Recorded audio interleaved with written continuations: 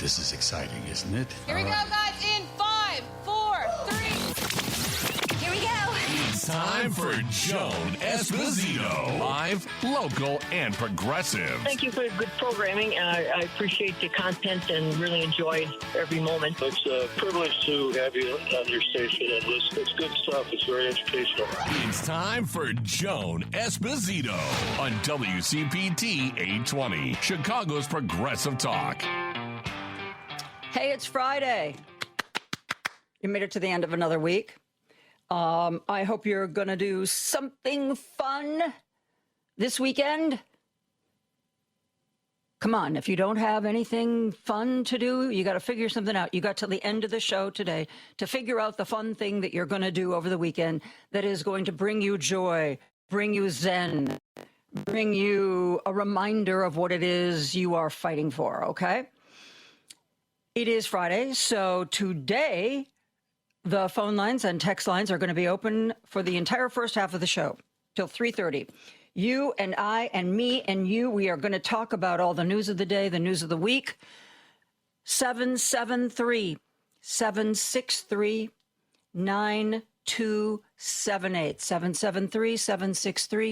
773-763-9278. You just heard at the top of the news about Venezuela, how the death toll, according to the Guardian U.S., the death toll is actually now 920 people. But as I was reading this morning, what shocked me, Venezuelan officials say they believe there are 35,000 people missing. 35,000 people missing. That's coming out of Venezuela. Now, hopefully some of those people will have been somewhere else. Maybe some of those people have already been rescued and it just hasn't registered with anybody, but we have 920 dead. And with 35,000 missing, even for the ones who we can account for, this is going to be bad. This is going to be really bad. So we send them all of our good thoughts. You also heard that clip where Donald Trump is apparently now saying that, like, what was he saying? Like affordability is like a fake word? Was that kind of what he was saying? Affordability is a fake word? Well, Maggie Haberman did an interview. I think it was on Morning Joe, but it was on MS Now. It could have been Morning Joe. It was this morning. And she said that Donald Trump is surrounded by people who only tell him what he wants to hear. What he wants to hear. She said she does believe that he reads the New York Post. And even though he says he doesn't, she also believes he reads the New York Times. But for the most part, she said when in his first term, he was on Twitter. So he would look at all the comments and he would look at the topics that were trending. So he would have an idea of what was going on in the world. But she said he no longer does that. He's only on Truth Social. And she said Truth Social is filled with all these people telling him how wonderful he is. She said that for months, the few senior staff members who were willing to push back a little bit against Trump kept telling him, you've got to start talking about affordability. You've got to start talking about affordability. She said that for months that has been the few senior staffers who have enough of a backbone to even gently push back on him. We're trying to get him to talk about affordability. What he has just come out and said is like a fake word. So clearly, they are not getting through to him. And but he knows. He should know. He should know what people care about. I mean, I'm sure you think in that lunch meeting where he was alone with the Republicans that they didn't tell him what people care about is what they're paying for cereal and what they're paying for gas.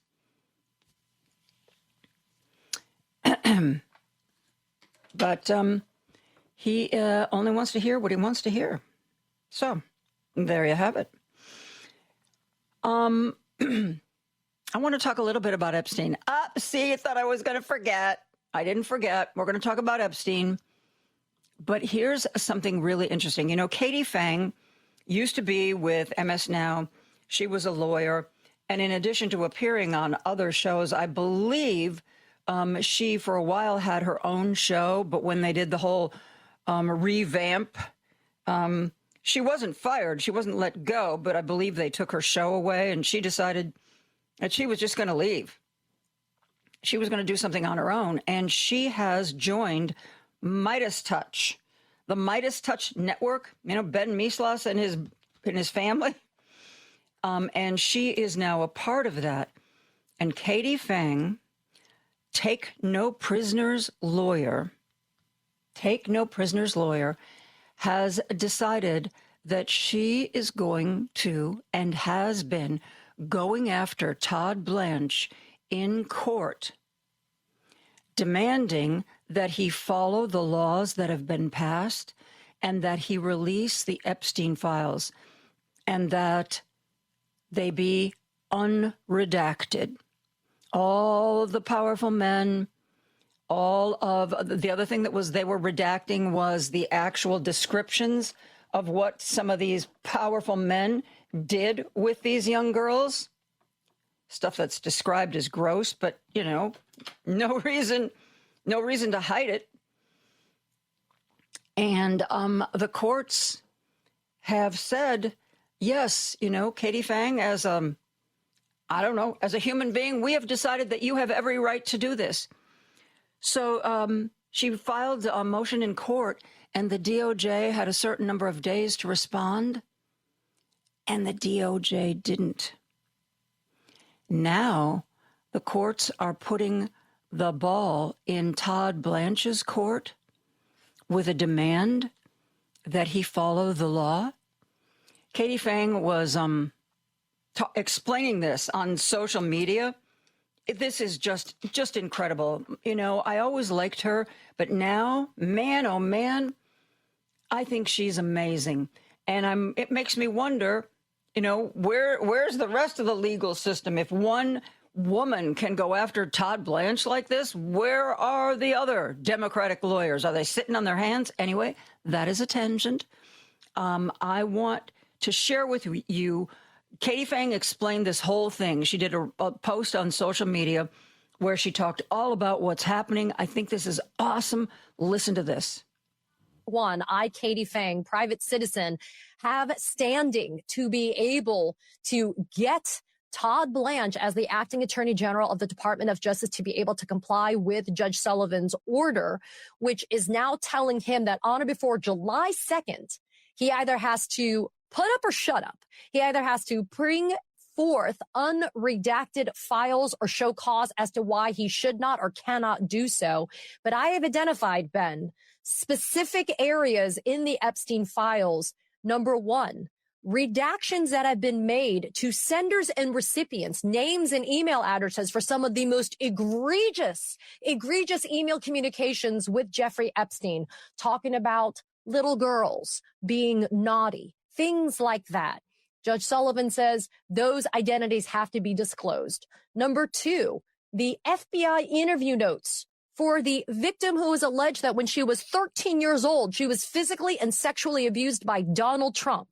Judge Sullivan has said that Todd Blanche must produce those or show cause as to why that he should not have to do so. The foreign language documents in the Epstein Files Act that the Department of Justice didn't bother to do interpretations or translations of. Judge Sullivan said you have to produce those. The names in two internal DOJ documents that identified the co-conspirators / co-defendants that were going to be a part of that proposed indictment in the Southern District of Florida that never materialized because it was never produced or presented to the grand jury. Instead, Epstein got his sweetheart plea deal with the state authorities. Judge Sullivan says that those identities of those co-conspirators and co-defendants must be revealed. And lastly, there was the redaction log that the Epstein Files Transparency Act required the DOJ to produce contemporaneously with the rollout of these files. It was supposed to identify the grounds underneath this law as to why they were withholding or redacting certain bits of information. The DOJ wiped his ass with it, Ben, and did not produce that at all. Judge Sullivan said, you better do it and start it now. If not, there's going to be consequences. I mean, this is a big deal, Ben. This judge says I have informational harm and economic harm. But you know what the best part about this order is? It says that Blanche must produce, quote, to the public, not to just Ms. Fang, but to the public. And this is why I brought this lawsuit in the beginning. We needed this transparency as the American public, and we had to force the DOJ to have to do this. So, July 2nd. And one thing she didn't mention, she said, you know, the judge is saying that by July 2nd, you have to release all this stuff in an unredacted manner or explain why you can't. Give the court a good reason. In the actual judge's ruling, which I read part of, the judge said that when the argument is made from Todd Blanche to the court, that if he wants to argue that for some reason this shouldn't be released, he has to give the court reasons that he has not given them before. He can't file a motion repeating the arguments he has previously made. Those are gone. Those are done. Those are behind us. If Todd Blanche thinks there's a reason not to release this, he has to file a motion to that effect with the court by July 2nd, and he has to give the court reasons for this that he has never given the court before, because what the court's saying is everything you've told us up to this point doesn't matter. So don't just tell us the same stuff over again.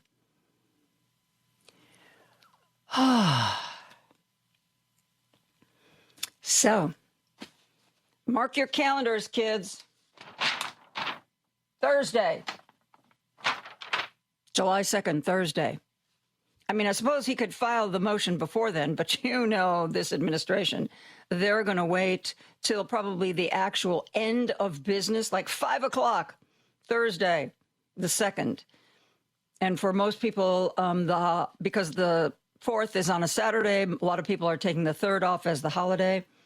I promise you that the DOJ will either ignore this as well, or they will file their response 5 minutes before the court closes on Thursday, July 2nd. So that the prayer on their part would be that the court won't take it up until the following Monday. Delay, delay, deny, delay, delay, deny. Same old, same old. Yay, us. Yay, Katie Fang. She's awesome, isn't she? She's good on television, and she's apparently a very good lawyer. And I am so pleased that she is doing this. You know, everybody's like, oh, you know, he broke the law. He was supposed to release all this, and he didn't. Let's wring our hands. Oh, gosh, what can we do to make him do what he's supposed to do? Well, Katie Fang figured it out. Take him to court. Force him to. Put your motion before the judge.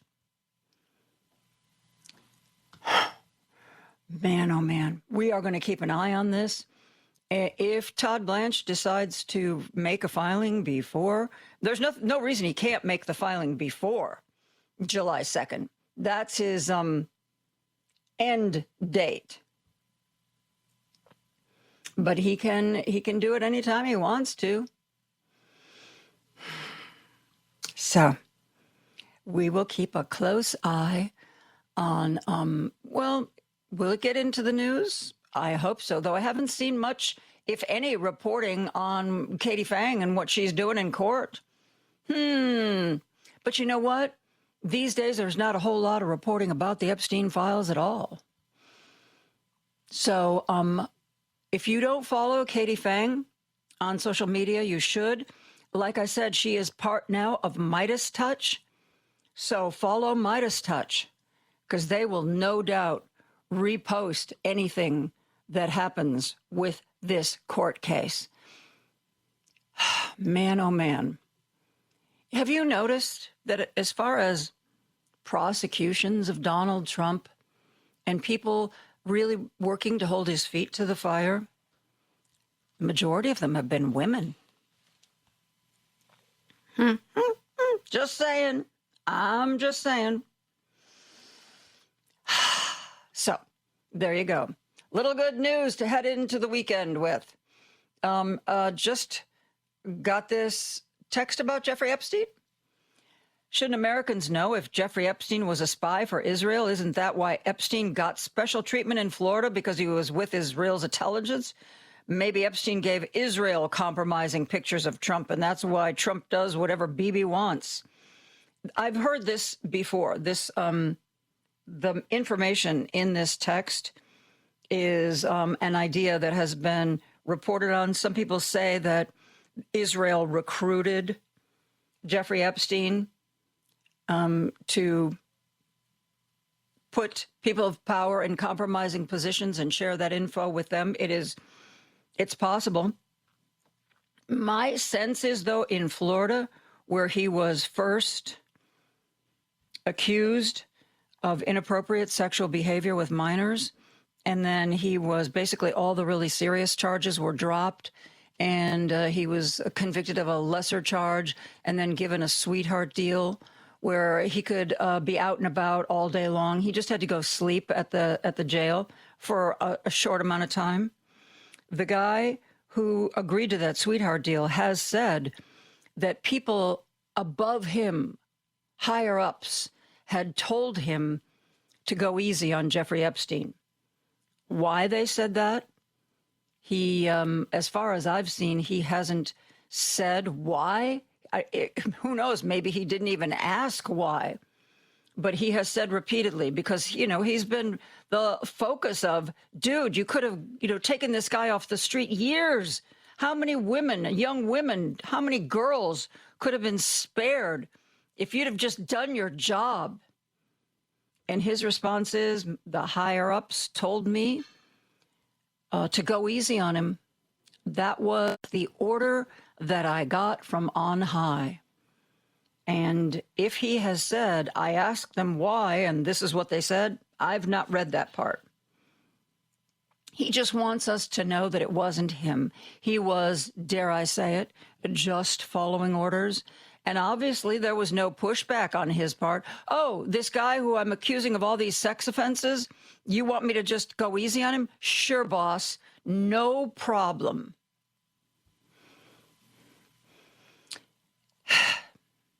Was it because he was connected to Israel? The implication, Julie Brown in Miami has been reporting on the Epstein situation since the beginning. Since the very beginning. And she doesn't say who brought the pressure or, what the reason was. What I have always inferred from what I have read is that it wasn't anything like, the security forces, the defense forces of Israel putting pressure. My sense was always that, Florida is a real popular place with really, really, really rich white guys. My sense was always that very well-connected, very wealthy people had made their voices heard in this matter. My sense was always that it wasn't a government putting pressure, but rather it was a bunch of rich guys looking for a sweetheart deal so their names didn't get dragged through the mud. So there is your Epstein file for the day. Okay? There is your Epstein file. Please follow Midas Touch. Follow Katie Fang. It's Phang. She is a one-woman law firm. And if anybody can make this happen, I mean, she's like a dog with a bone. She's going to stay on this no matter. My guess is that, as I said, 5 minutes before the courts close on Thursday, July 2nd, Todd Blanche will file all of his forms, and it won't be the unredacted Epstein files. It'll be another reason why they should not be released publicly, whatever he can come up with between now and then. There will be no reaction from the court because of the holiday weekend. And when there is finally reaction, the courts will have to decide if the arguments he has made hold water. He's not going to release everything. You just know that, right? So he's going to give a reason, and the court can either say, okay, that's a good reason, or that's not a good reason. But I promise you, if we take our eye off this ball, Katie Fang is not going to be taking her eye off this ball. And we can count on her. Yes, we can, to keep at this. And if there is even a little bit of daylight in his arguments, she is going to use that, and she is going to drive through that little bit of daylight.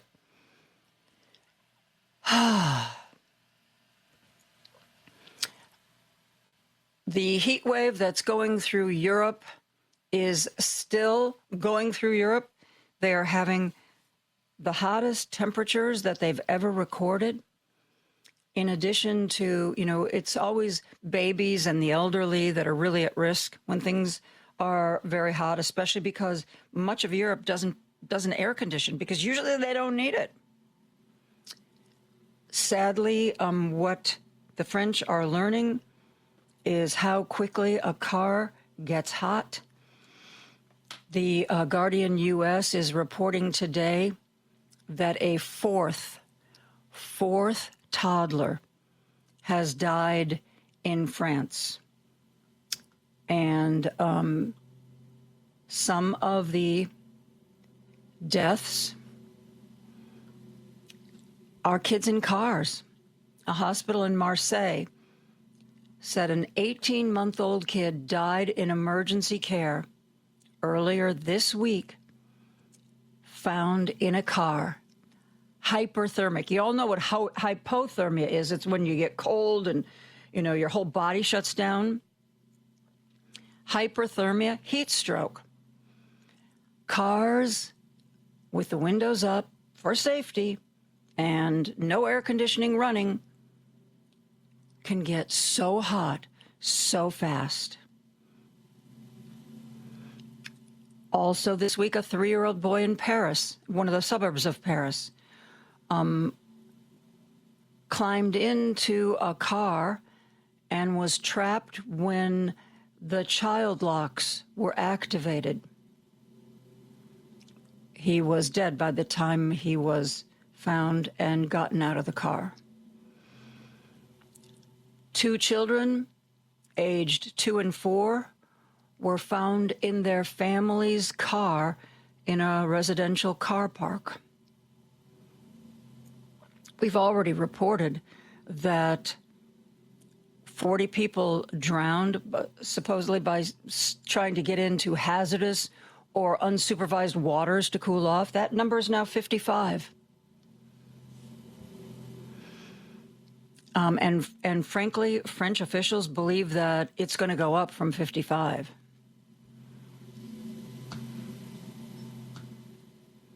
It is, it's really sad.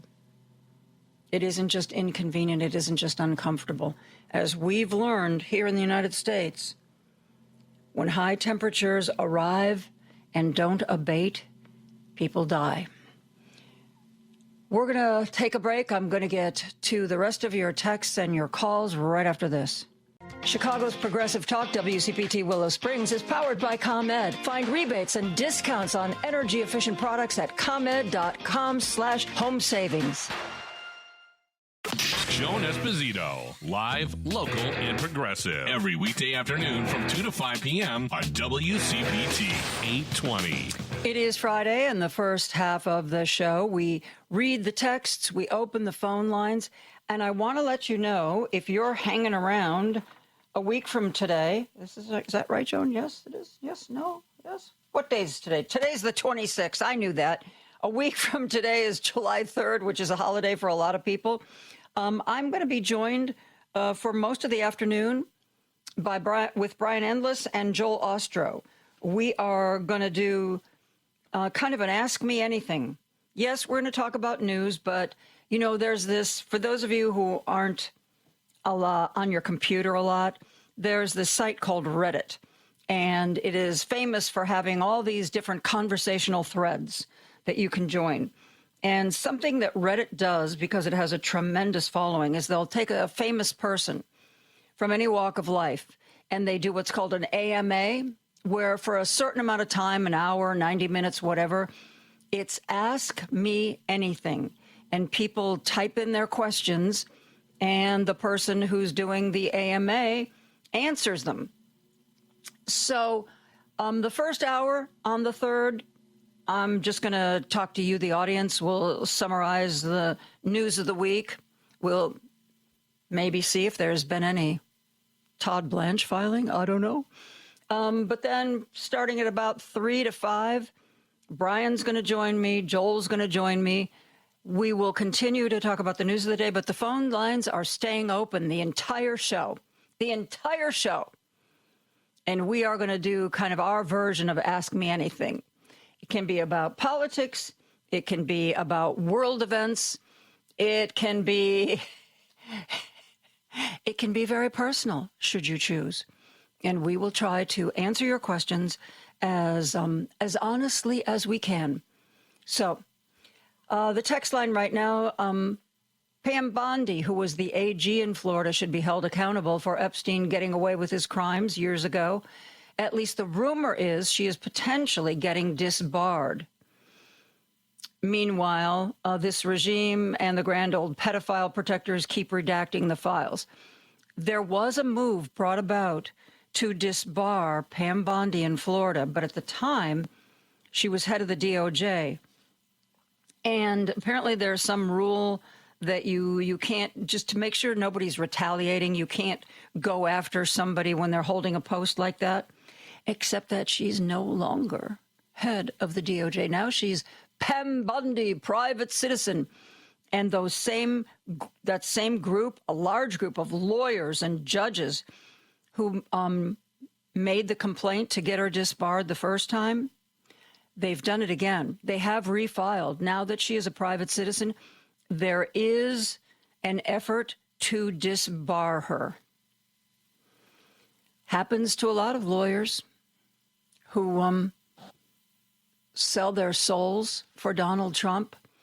They don't get loyalty. They don't get anything. And then what little professional respect and credibility they had before is gone. I think we are going to follow this effort. Disbarment isn't something that happens quickly. There are hearings.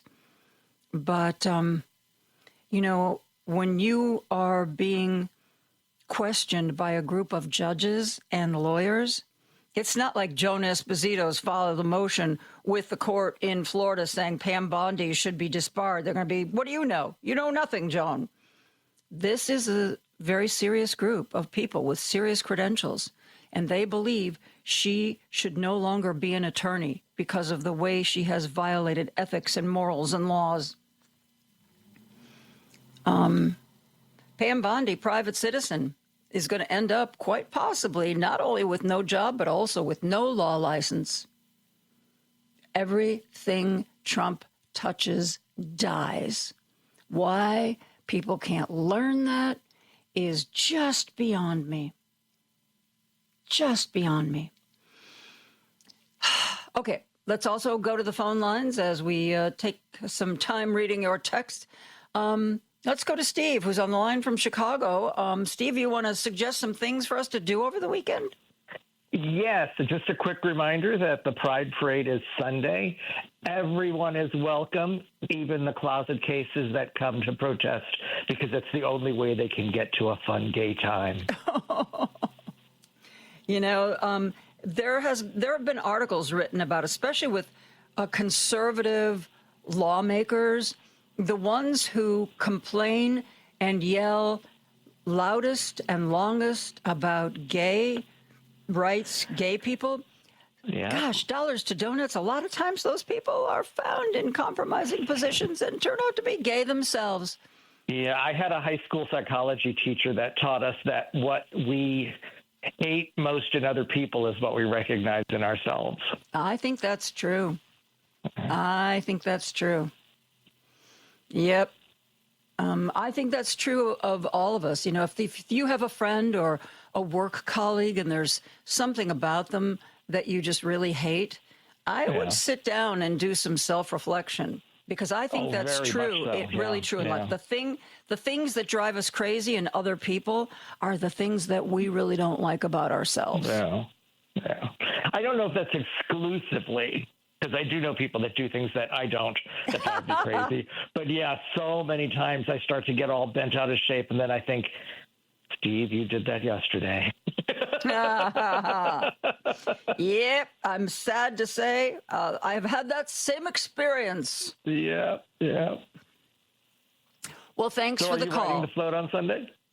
No, actually, I have a memorial service out in the sorry. suburbs. I know. I'm so sorry. I know. One of Ray's family members. So yeah, I will be having the opposite of fun, Steve. Well, you're putting good juju out there, so yeah, that's important. Yeah. Well, celebrate for me, okay? I'm actually going to Michigan to help knock on doors. But, wonderful! I'll be thinking of. I always say I'm just too old to go to Pride anymore. Well, you know, I don't know which towns you've gone to it, but I can tell you in Chicago, the Pride parades that I've been a part of for years, they are either wickedly hot and you just sweat completely through your clothes, or there was one year where it was pouring rain and I was soaked completely through my clothes. Either way, my clothes end up wet. Well, that's so much the exception, because the rule used to be wedding planners would tell the bride to pick Pride Day unless she had like a big contingent of gay friends, because they always said it's almost always perfect weather. Yeah, okay. All right. Steve, thank you so much for the call. We are going to take a real quick break, and we're going to be back with more texts and calls right after this. You're listening to WCPT 820, because facts matter. Want to join the conversation? I'm going to say exactly what I think here. Got something to say? Everyone needs to hear what I got to say. Call Joan now at 773-763-9278 and join the conversation. Joan Esposito, live, local, and progressive on Chicago's Progressive Talk, WCPT 820. One of the texters sent me a link to a YouTube video. It's also part of Midas Touch. They do a segment called Legal AF by Michael Popak. And he's commenting on what Katie Fang has done.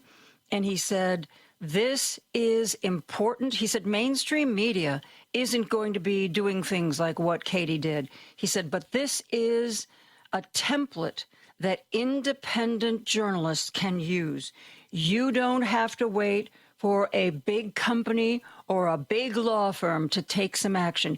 Katie Fang did this on her own, and maybe we'll see something like this from Jim Acosta. Maybe we'll see something like this from Don Lemon. That's what this guy who is a lawyer is saying, that this isn't just important because of what she's accomplished in this case. This is important because it tells independent journalists everywhere that they can do this, that they have more power than just their reporting. Okay, let's go to the phone lines. Jim is on the line from Chicago. Hey, Jim, how are you? Hi, Joan. Get your groceries in early because it looks like Perry at Chicago over the next week or so. Anyway, Joan, the acceptance speeches in New York from those socialists, three socialists, all of them mentioned they were pro-Palestinian, not pro-Palestinian in being anti-Semitic in that regard. They're just talking about the genocide going on in Palestine. And $50 million was wasted in that race. Probably by OPEC, or not OPEC, but, the Israeli organization. The point is, we have to confront that in our politics. We can't allow this to go on. I mean, it's reported that they're theory of killing children. So in other words, if they kill 20,000, 50,000 children, there won't be any Palestinians left anymore. So the point is, we have to address that at some point. And one of the candidates said that Biden was too close to Netanyahu. And when you think of the 81 million people who voted for Biden, why did it slip down to 4 or 5 million people? I don't know, Joe. That question will never be answered. The point is, we have to come to grips with this. And it's not being anti-Semitic. This is just a question of a livable peace in the region. Yeah. And we have to cut. Yeah, go ahead, Joan. No, I agree with you. I absolutely agree with you. And I was just, what was I reading this morning? There was a post. Oh, I know, the woman who talks about history and politics, Melissa Dalton Bradford on Instagram. And she did 2 posts about how Jared Kushner is so corrupt. Jared Kushner is supposedly part of these Middle East negotiations, while at the same time, Jared Kushner's hedge fund is funded by the very people who are in those negotiations. And it is the most jaw-dropping corruption right out in front of our eyes, And, Jared really wants Gaza to be luxury hotels. All they have to do is get rid of all those pesky people. And then we can really build some great stuff. I know that, but we have to, because that's the reason those socialists won in New York, because of this idea that, the younger people, you're more idealistic when you're younger, Joe. We all think that, we all think that, that we could, the world should be a better place, And they realize that this is really a desperate situation in Palestine, that, and they realize that, so they're voting along those lines, Joe. Yeah. And we have to, as Democrats, we have to come to grips with that. We can't, if you're not being anti-Semitic by looking for peace in Israel, that is just crazy. If you think that, I don't understand how you can think like that. I'm for people to live in peace, and this is not working. But we have to come to grips with that, because it's going to hurt us along. It's just going to hurt us as a country. We have to come to grips with this, because America should be stand for peace and tranquility and democracy throughout the world. That's all. We used to. But, yeah. Well, we should. My God, we should, John. But also, it's going to be about 99. So get your shopping done early. I don't know if you got any suggestions. I would say, by Saturday morning, the morning's the best time to go shopping if you're going to go early in the morning, because otherwise it's going to be hotter than the 80s. Yeah. Anyway, Joan, you have a great weekend, and thanks for taking my call, Joan. Thanks, Thank you. Jim. Always a pleasure to chat with you. Let's go to Andre, who's on the line in Chicago. Hello, Andre. Hey, happy Friday to you. How you Happy doing Friday today? to you. Thank you. Well, I want to start with saying there's an old saying that what profit a man to gain the whole world and lose his soul. Mm-hmm. But I want to say what profit Todd Blanche to solve all Donald Trump cases and lose his law license. So now there's the over 100 and some former judges and prosecutors that have filed a complaint with the New York Bar Association for Todd Blanche. to try to get his license revoked. So I think that it requires some lifting, not just all the judges, but I think the general public should do some heavy lifting as well by calling that New York Bar Association and insist that Todd Blanchard's law license be revoked there. See, we sit back sometime and we let people have no King's marches and stuff, but sometimes we on the sidelines, we have to help do the heavy lifting, and we have to call our congressmen, senators. But in this particular case with Todd Blanche, we need to help Katie Fang out, and we need to call that. We need to call that New York Bar Association and lodge complaints. Well, I know there has been a move to do that with Todd Blanche, but I don't know if it will be able to move forward, because for the same reason that when Pam Bondi was with the DOJ, the effort to disbar her in Florida, where she has her law license, was deemed that it couldn't progress. And now we've got Todd Blanche in that same situation. So I don't know if it will be legal to try to go after his law license until he is he's gone. But we just have to wait. We just have to wait for Donald Trump to get sick of him. He will do or say something that displeases Donald Trump, and then he'll be gone. So there. Well, this is why I call for you mentioned Florida with Pam Bondi, but this is why I'm calling for the input of the general public, because we do make a difference in these things here. Just like you've seen all those people come out for these different marches and stuff, they feel like they can get away with these because nobody said nothing. And you say silence is consent. And so I'm just right. I'm not one to be silent, and I don't never give up hope, because if those former judges and prosecutors filed over 101 complaints with New York Bar Association, they must have a legitimate reason for doing it. They must feel confident that something was violated. So we should take a pattern after them and call that New York Bar Association and leave that message and saying that we want him disbarred. And if they haven't started an investigation already, that should prompt an investigation. Well, I hope who's ever behind it is there. I hope that their request to disbar Todd Blanche moves forward. And I'm sure that the people trying to do that, even if they are told now is not the time, I don't think they're going to give up. Just like with Pam Bondi. The people who were told it was not going to be legal for them to do that, they waited. They waited, Andre. And guess what happened? It happened eventually. So the wheel of justice, as you know and I know, is very, very slow. Yeah. So I'm sorry, yeah, but you're absolutely right about that. It bends toward justice, but it's long the more universe it bends toward justice. But sometimes when we're dealing with administration who, I don't like to use the phrase born liars, but it just seems, because when you say there's a born liar, I mean they were lying as a kid. Well, Trump and the rest of them, that whole administration lies, and I don't trust anything I see, hear, or think about this comes from that administration. Everything has to be questioned. Lastly, I don't want to take you with your time, Joe, but I think the Democrats, that guy that called Michelle Obama a man, they should call an investigation, have him down on Capitol Hill, because we want to know if Donald Trump or somebody in the Trump administration told you to say that about Michelle Obama. We need an investigation in that. The Republicans. Well, that was that UFC fighter who had just won his fight on the White House lawn for Trump's birthday party. And the thing that I think is very telling, nobody has apologized for that. Nobody from the administration, let alone Donald Trump, has said, it was a great day. Really sorry that comment went out. Nobody has apologized for that, which is just disgusting.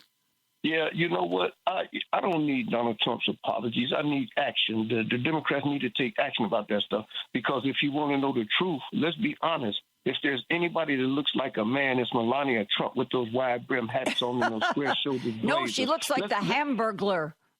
Yeah, exactly. She does with that wide brim hat. So let's be honest about that. But the Democrats whether they in power or not, I don't know what their leverage is, but get that guy down on Capitol Hill, because that had nothing to do with celebrating America. It had nothing to do with him winning. So he didn't thank God. He didn't say he's glad he won. The first thing you do, it sounds like it was premeditated, a preconceived notion to get up on that stage and say Michelle Obama is a man, and say it with such with strength like that. Well, so that's what we've now experienced with the Trump administration. There is no more peer pressure to behave. Everything is out there. You can be as racist, as cruel as you want to be, and it's okay.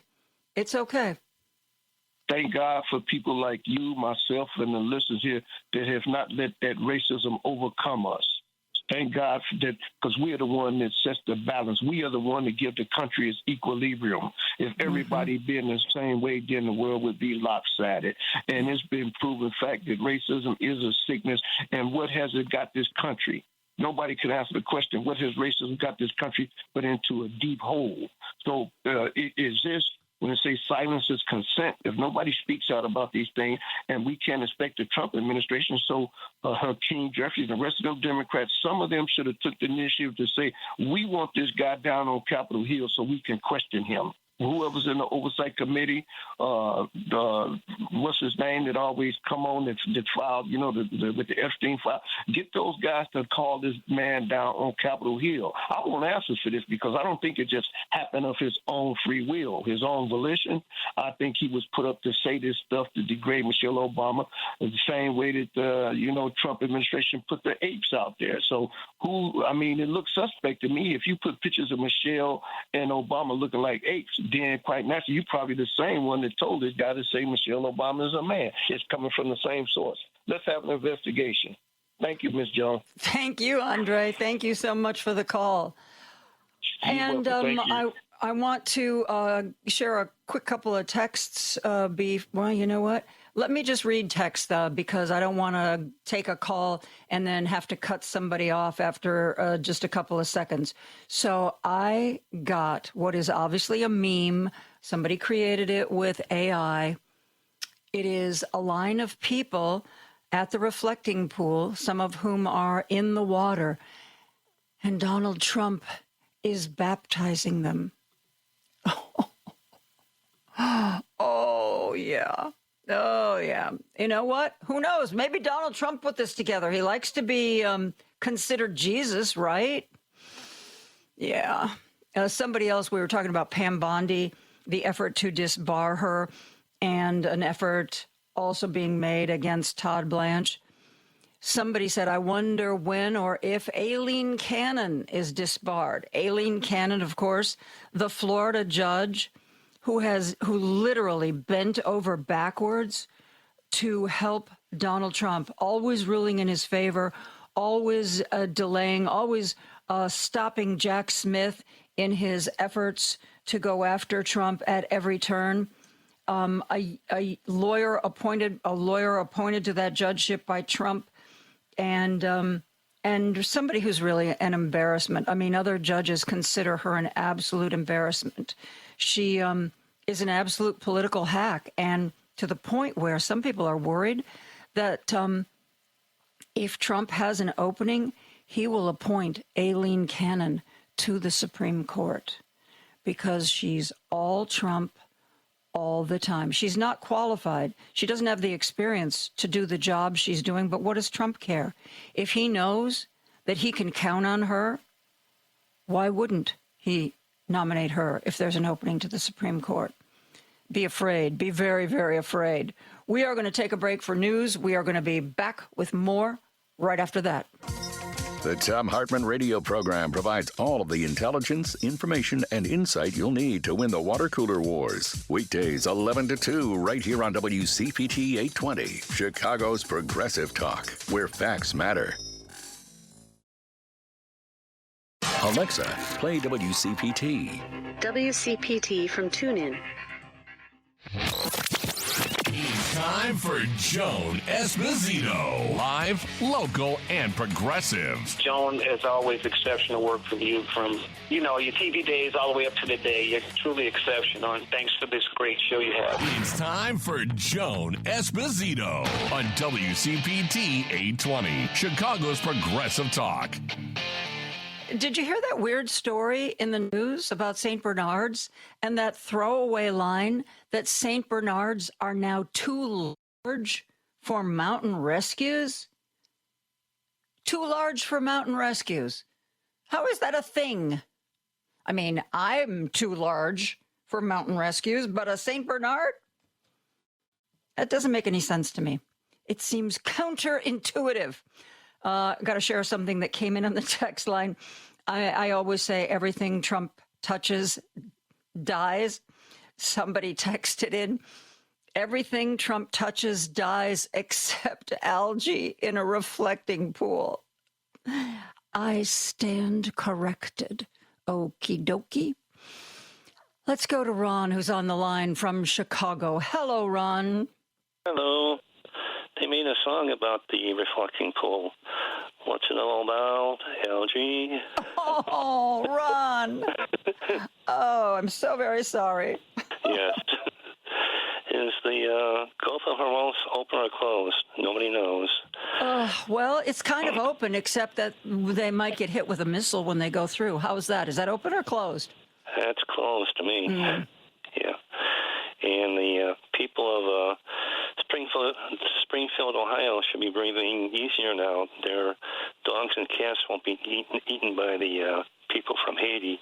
Who started that? J.D. Vance? Yeah, and when he was, I think when he was called out on it, I think it was the people from Somalia. I'm not sure. But anyway, it was obviously people who were dark from another place. And when J.D. Vance was called out on it because every local government official in that town and throughout Ohio said, this is not true. This is a vicious, vicious rumor that is spreading. It is not true. And when J.D. Vance was confronted with that, he said, well, really, I meant it like a metaphor. Like a metaphor, not like it was actually happening, but like a metaphor. All right. And a little history. Yesterday was the 150th anniversary of General Custer and his demise. The battle. Really? Yeah, the battle of the Little Bighorn. It wasn't much of a battle. It only took 20 minutes. Really? Did I ever tell you I'm related? General Custer is in my family tree. Wow. One of my mother's cousins spent, I don't know how many years doing a genealogy. I have it on one of my shelves somewhere. It's honestly, it's almost a half an inch thick. That's how far back he went. And yeah, I'm related to Custer. And you know what's funny? My partner, Ray, in his family tree is this group of people from Michigan who were Custer's servants. They took care of Custer's meals and his house. And when Custer decided to move west, he asked them to come, and they said no. So, yes, I'm related to Custer, and my partner is related to the people who served him, which I think is you want to talk about metaphor? Oh, I love that metaphor. And he didn't leave his wife much of anything. But his wife, Libby, she became a famous author and lecturer, and she lived to be 91. Wow. Well, he was a drunk. He was a bad drunk. Oh, yeah. And I can say that as one of his offspring. Yeah. Yeah. He had many flaws. Let's put it that way. He was a flawed human being. But thanks for reminding us. You know what? You'd think that since I'm related to him, I would know when there's an anniversary, but clearly I do not. All right. Thank you much. Bye. Thanks, Ron. Appreciate the call. Somebody made a point that is very true. We've talked about this before. Here's the text. What I don't like is that Donald Trump can use the DOJ or personally sue all these different people, and the lawsuits are frivolous, but those other people still lose even when they win because it costs them thousands of dollars to defend themselves. James Comey is a perfect example. And I would offer that that's exactly part of the point. I think Donald Trump realizes, at least in the back of his mind, that he stands to not win these suits, but you're under investigation, which is stressful. You've got to hire lawyers, which is stressful. You've got to defend yourself in court, which is stressful and expensive. So you're right. It's like, it's harassment is what it is. Whether he wins or loses, he does cause grief to the people he goes after. Okay, let's go back to the phone lines. Pat is on the line from Flossmoor. Hey, Pat, thanks for the call. Hi, Joan. I was calling in regard to the shooting they had last week at 95th and State on the south side. 12 people were injured, and it kind of just floated away. It had a very small write-up in the Tribune. And if 12 people had been shot up on the north side, we would have investigations. 24-hour coverage, babe. Live trucks everywhere. Right. And I want the city of Chicago, the police department, and the mayor's office to get on this, because these people can be found. They were really close to the train station, so that means there are cameras out there somewhere. So I'd like them to resolve that. And I had a question about the people they're threatening to deport from Syria, Haiti, and maybe Afghanistan.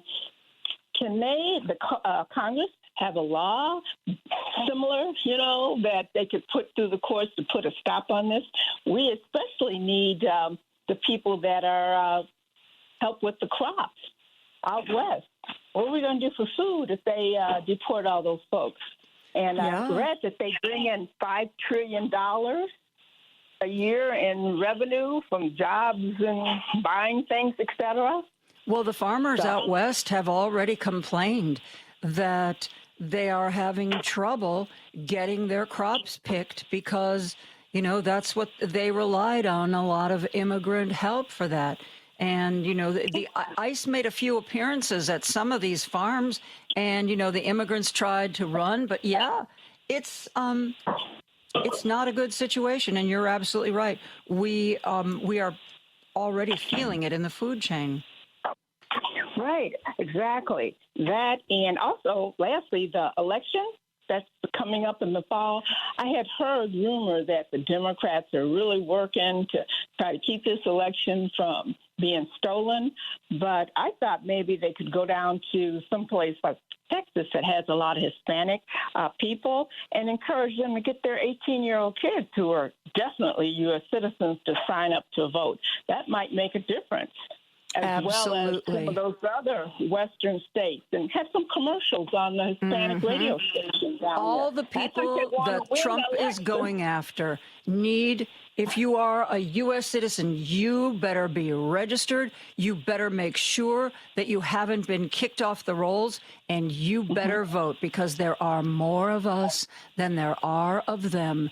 And if we get our act together and act as a group, we can kick these people to the curb. But, Joan, what about them, the Postal Service saying they're not going to deliver the mail, the ballots?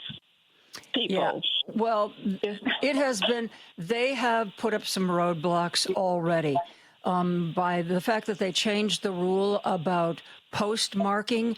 It used to be you dropped your ballot off at your local post office and boom, it got stamped, and you can actually ask them to do that still. But it got stamped. That was the day and time that your ballot was delivered. Now the rule is your ballot is only dated once it gets to a sorting center. And how long does that take? It can take a day. It can take two. If you live in a rural area, it can take a lot longer. So people are saying that if you have a paper ballot, a mail-in ballot, take it to a drop box. Or you can actually walk it into the post office and ask them to hand cancel it.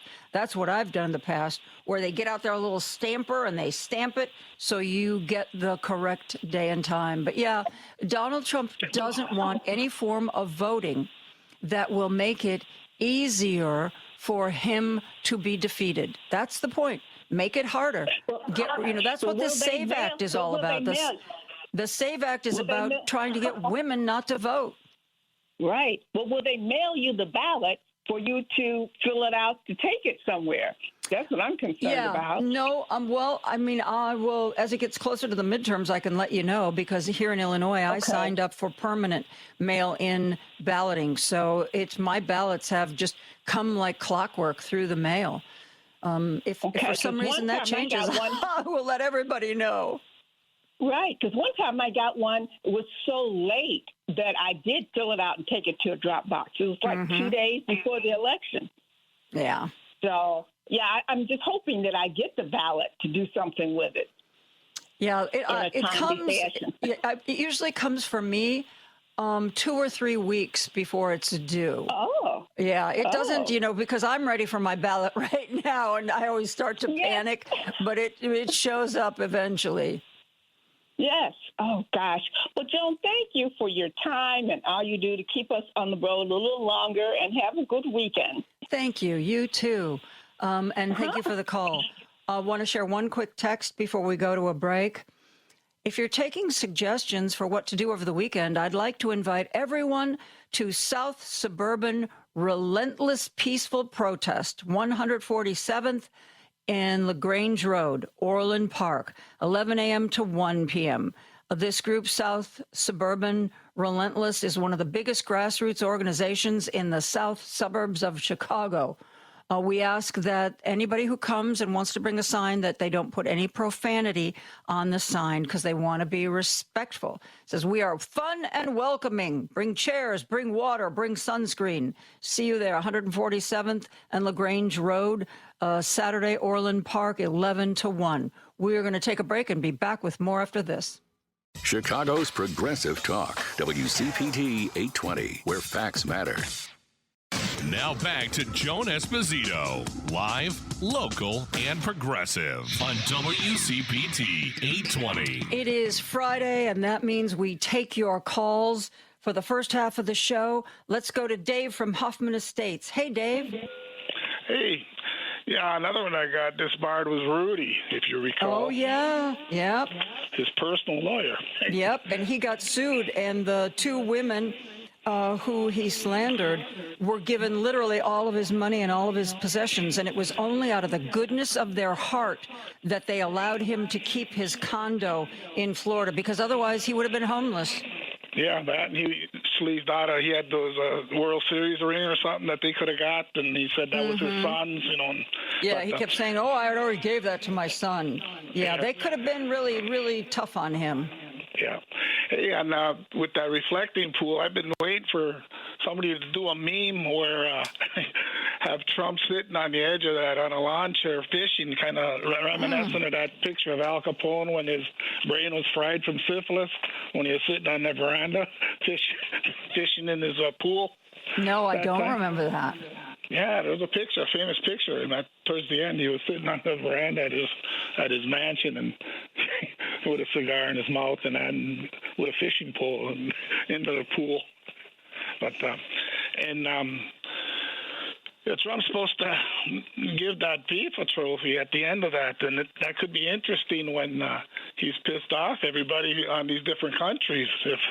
Well, the New Zealanders, the Australians, and the United Kingdom fans have all made up songs and chants about him being a sex offender. So he better pray they don't end up winning this championship. Yeah, and then if he's got to hand it out, you better hope he doesn't do like Vance did that time with Ohio State's championship trophy. He dropped it that time. But on the serious part now, here's something that's kind of pathetic. Have you ever heard of a personal needs allowance? Personal needs? Allowance. No. This is a mandated monthly sum that Medicaid-funded nursing home and long care residents can retain from their income for personal expenses like toiletries, clothing, and phone service. Remaining income goes towards care. P&A minimums vary by state, typically ranging from $30 to $200 per month. Alaska is the only one I know that does the $200 a month. And P&A by states, examples, is Illinois.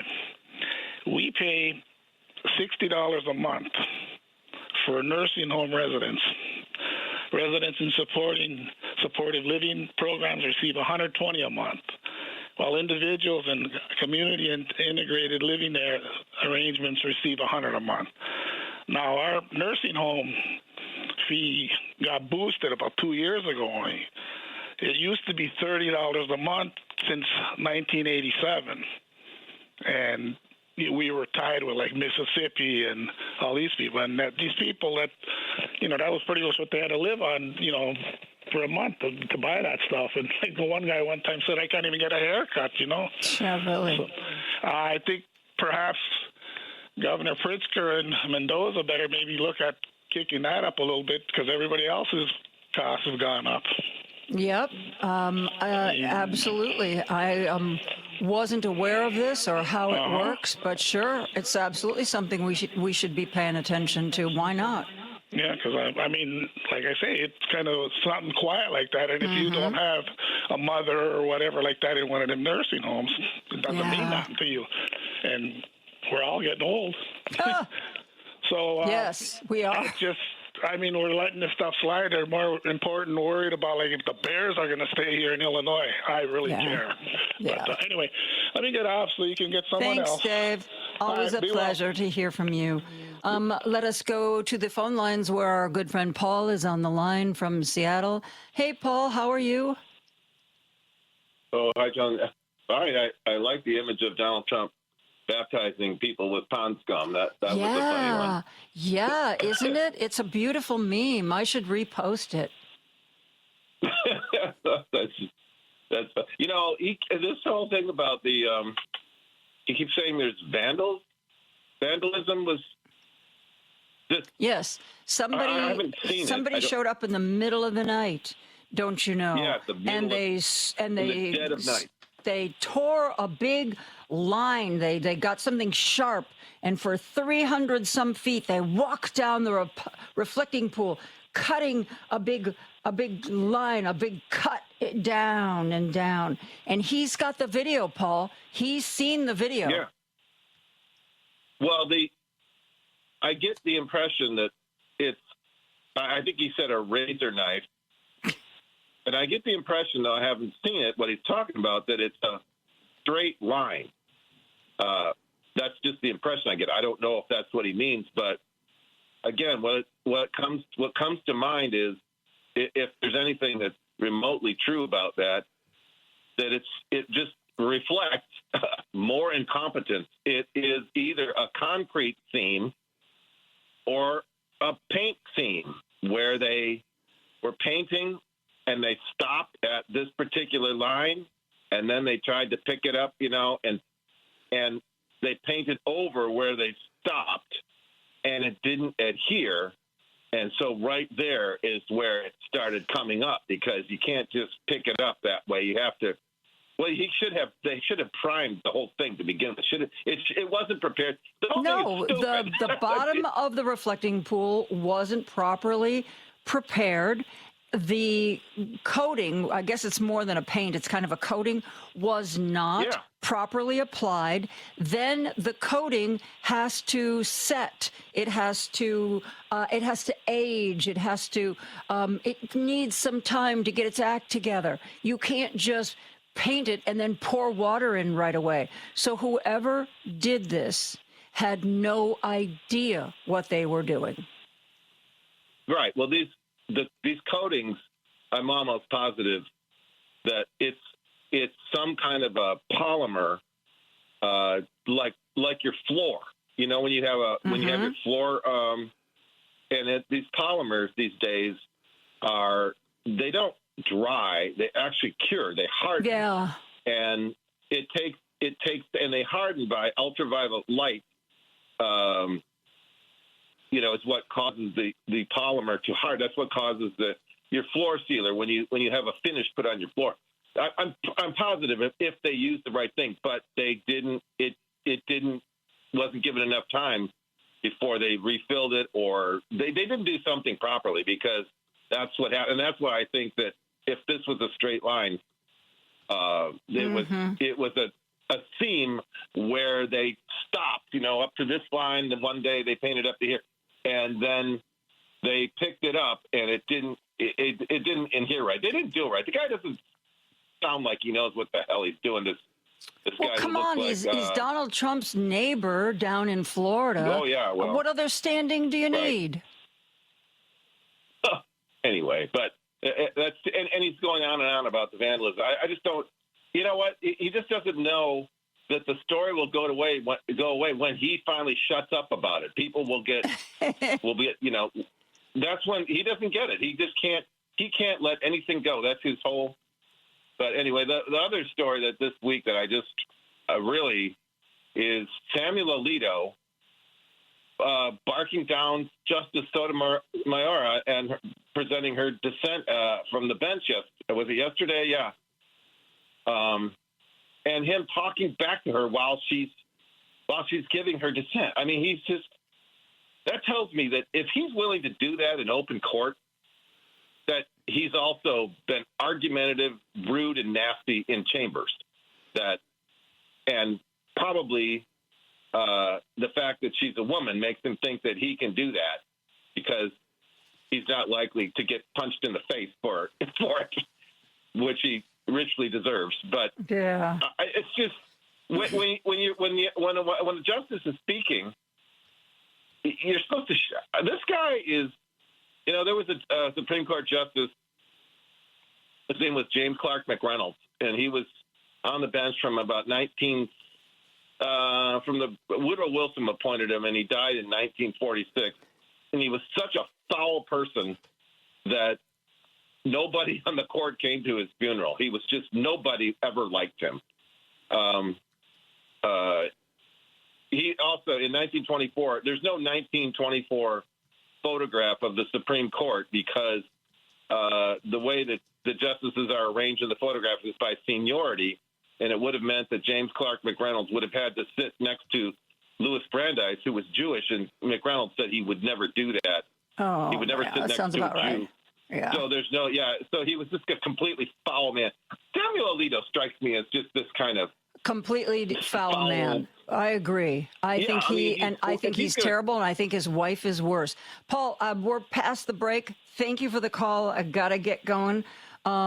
We are going to take a break and be back with more after this. Chicago's Progressive Talk, WCPT Willow Springs, is powered by ComEd. Visit ComEd.com/facility assessment to learn more about energy savings. Joan Esposito, live, local, and progressive on WCPT 820. Oh, what a day. Are you ready for the weekend? I certainly hope so. But it's not here yet. It is not here yet. We are going to have another hour and a half of interviews and guest comments and listener comments on the text line. And then we will all lose our minds when the weekend begins. Right now, I want to introduce Chris Schwartz, Senior Ethics Counsel at Democracy Defenders Fund. Chris, how are you? I'm doing wonderful. Joan, wonderful to be here. Thanks for having us. Democracy Defenders is such an incredible organization, and we have come to rely on the work of this group to try to bring some kind of sanity, some kind of justice to our government. So first of all, I want to congratulate you and thank you for being a part of such an incredible organization. It really is terrific. And anybody who's not following Democracy Defenders on social media should definitely do that. Yeah, absolutely. Well, thank you. We appreciate it. It's work that we all take very seriously, and we're glad that we're able to make an impact. Unfortunately, we have to be here doing the work, but we're happy to be doing it. Chris, I want to talk to you a little bit about the group, but before we get to that, the news today that Katie Fang has been acknowledged by the court to have standing to bring this movement against Todd Blanche, saying, oh, by the way, buddy, you got to follow the law and you have to release all of the unredacted Epstein files. Man, oh man, independent journalism. What do you think of what has happened with Katie Fang today? Yeah, this is a really important finding, and it is just unfortunate that if you're on the side of the department, they really botched up here. But if you look at this case, Katie, who's excellent, she works with us at Democracy Defenders Action, but she brought this case in her individual position as an investigative journalist. She has wonderful work. She brought a case because the Trump administration has not complied with the Epstein's Files Transparency Act in a number of ways, including redacting important information that makes it hard for her to be able to do her job. And she brought a case with a group called Public Integrity, the Public Integrity Group, Brandon Ballou, and they brought that case seeking to force the Department of Justice to release these documents.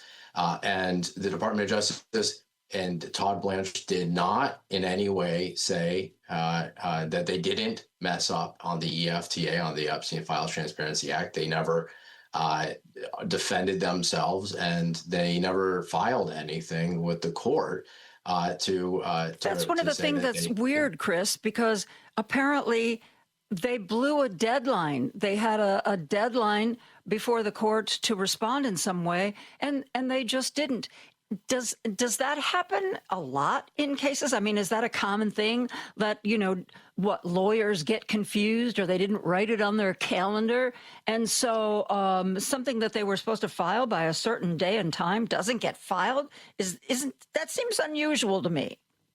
Yeah, and actually it's a great, I think, segue, and I'm sure we'll talk about this complaint that we filed alongside Lawyers Defending American Democracy in 101 state and federal judges, raising serious concerns about the professional responsibility obligations of Acting Attorney General Todd Blanche.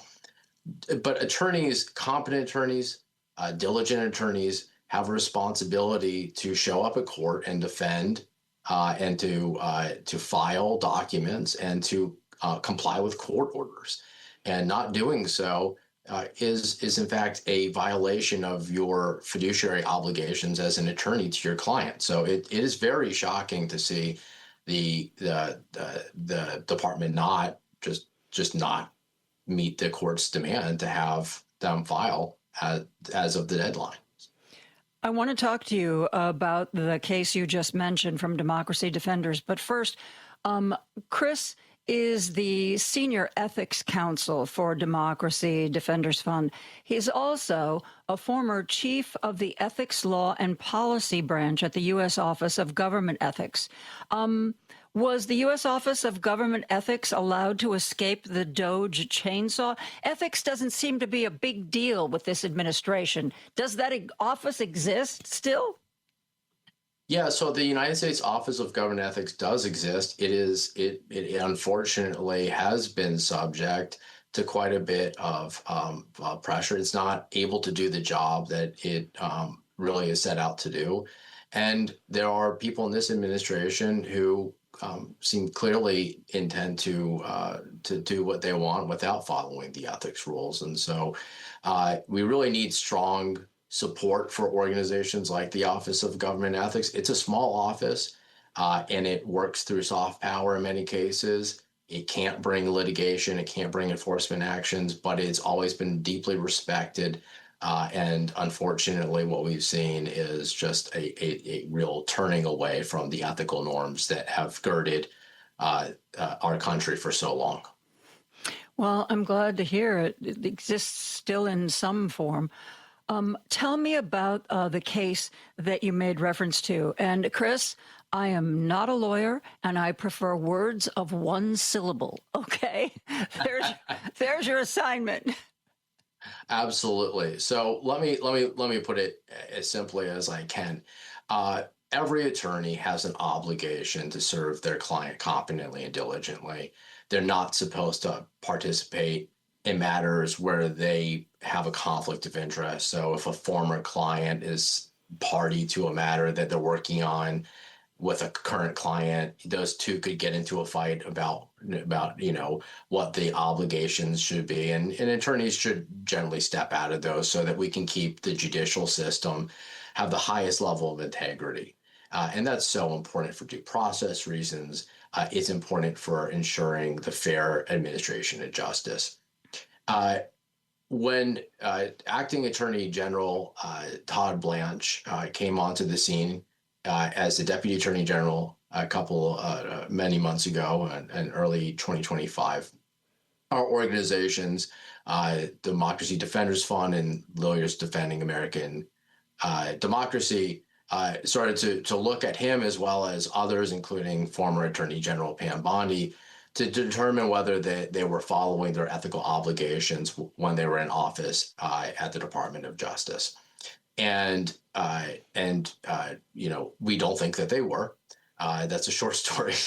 And so we really looked at three areas of activity, particularly with Acting Attorney General Blanche. One is this settlement agreement that he's entered into with President Trump that would have created a $1.776 billion trust fund or slush fund that could have gone to individuals like January 6 insurrectionists, and also gave this huge giveaway of basically general release of any tax liability for Donald Trump, his family, and the Trump organization. The other area we looked at are how the Justice Department is using its prosecutorial power, who it's bringing cases against, and how it's choosing people that it brings cases against. And one of the things we identified, and I don't think if you've read the news, this would come as a shock, but it looks like the Department of Justice is choosing people based off of whether they are President Trump's political enemies or perceived political foes. And the last was, to tie it back to Katie's wonderful case, is the Epstein Files, including the Epstein Files Transparency Act and Todd Blanche's participation in that strange interview, prison interview with Ghislaine Maxwell. And what we did was we looked at all of these, and then we matched it up against what are supposed to be the obligations that Mr. Blanche has under his professional responsibility as an attorney, and identify where it looks like there are some deficiencies, or to put it more bluntly, where he's not following his ethical obligations. Chris, here's something that I don't understand. Okay, you work very hard to become a lawyer. You have to have decent grades. You take a test. You get into law school, and presumably you do that because you value the law, you respect the law, you want to be some sort of officer of the court. And okay, maybe in addition to that, maybe you are wildly, madly in love with everything that Donald Trump says and does. Those two things could potentially coexist. So you want to bring your expertise to the Trump administration. So why is it that it seems like any lawyer who goes to work for Trump ends up violating what they promised, what they committed to? Why can't you work for Donald Trump and still do your work legally and ethically and above board?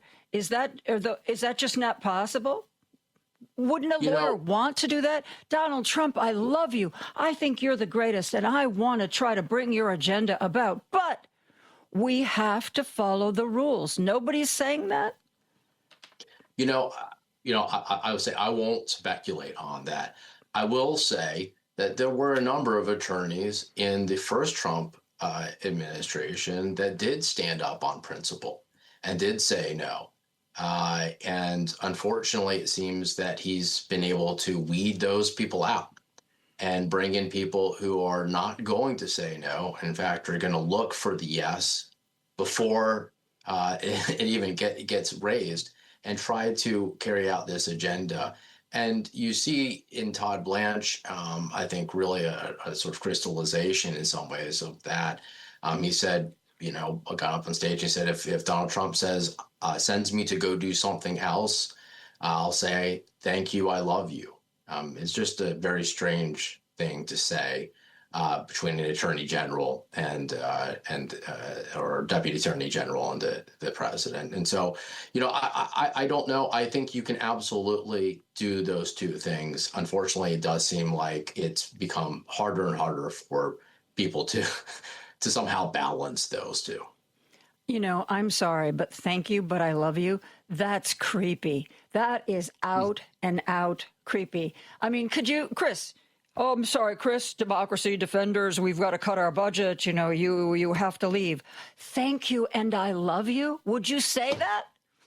No, absolutely not. And I think that's the thing that we've always expected from the Department of Justice, is that they would operate impartially and independently. And in fact, for many, many years after the Watergate fiasco, there was a long-term policy that there was a hand's breadth between the president, the White House counsel's office, and the White House office, and the Department of Justice, because the Department of Justice is there to seek justice. They're not there to represent the president. They're not there to represent the interests of Donald Trump as a person.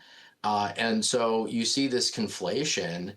And what it means is that, and what we talk about in this complaint is that it really seems like Todd Blanche is treating his client as Donald Trump and not the American people. And that's not what the that's not what the Attorney General of the United States is supposed to be doing.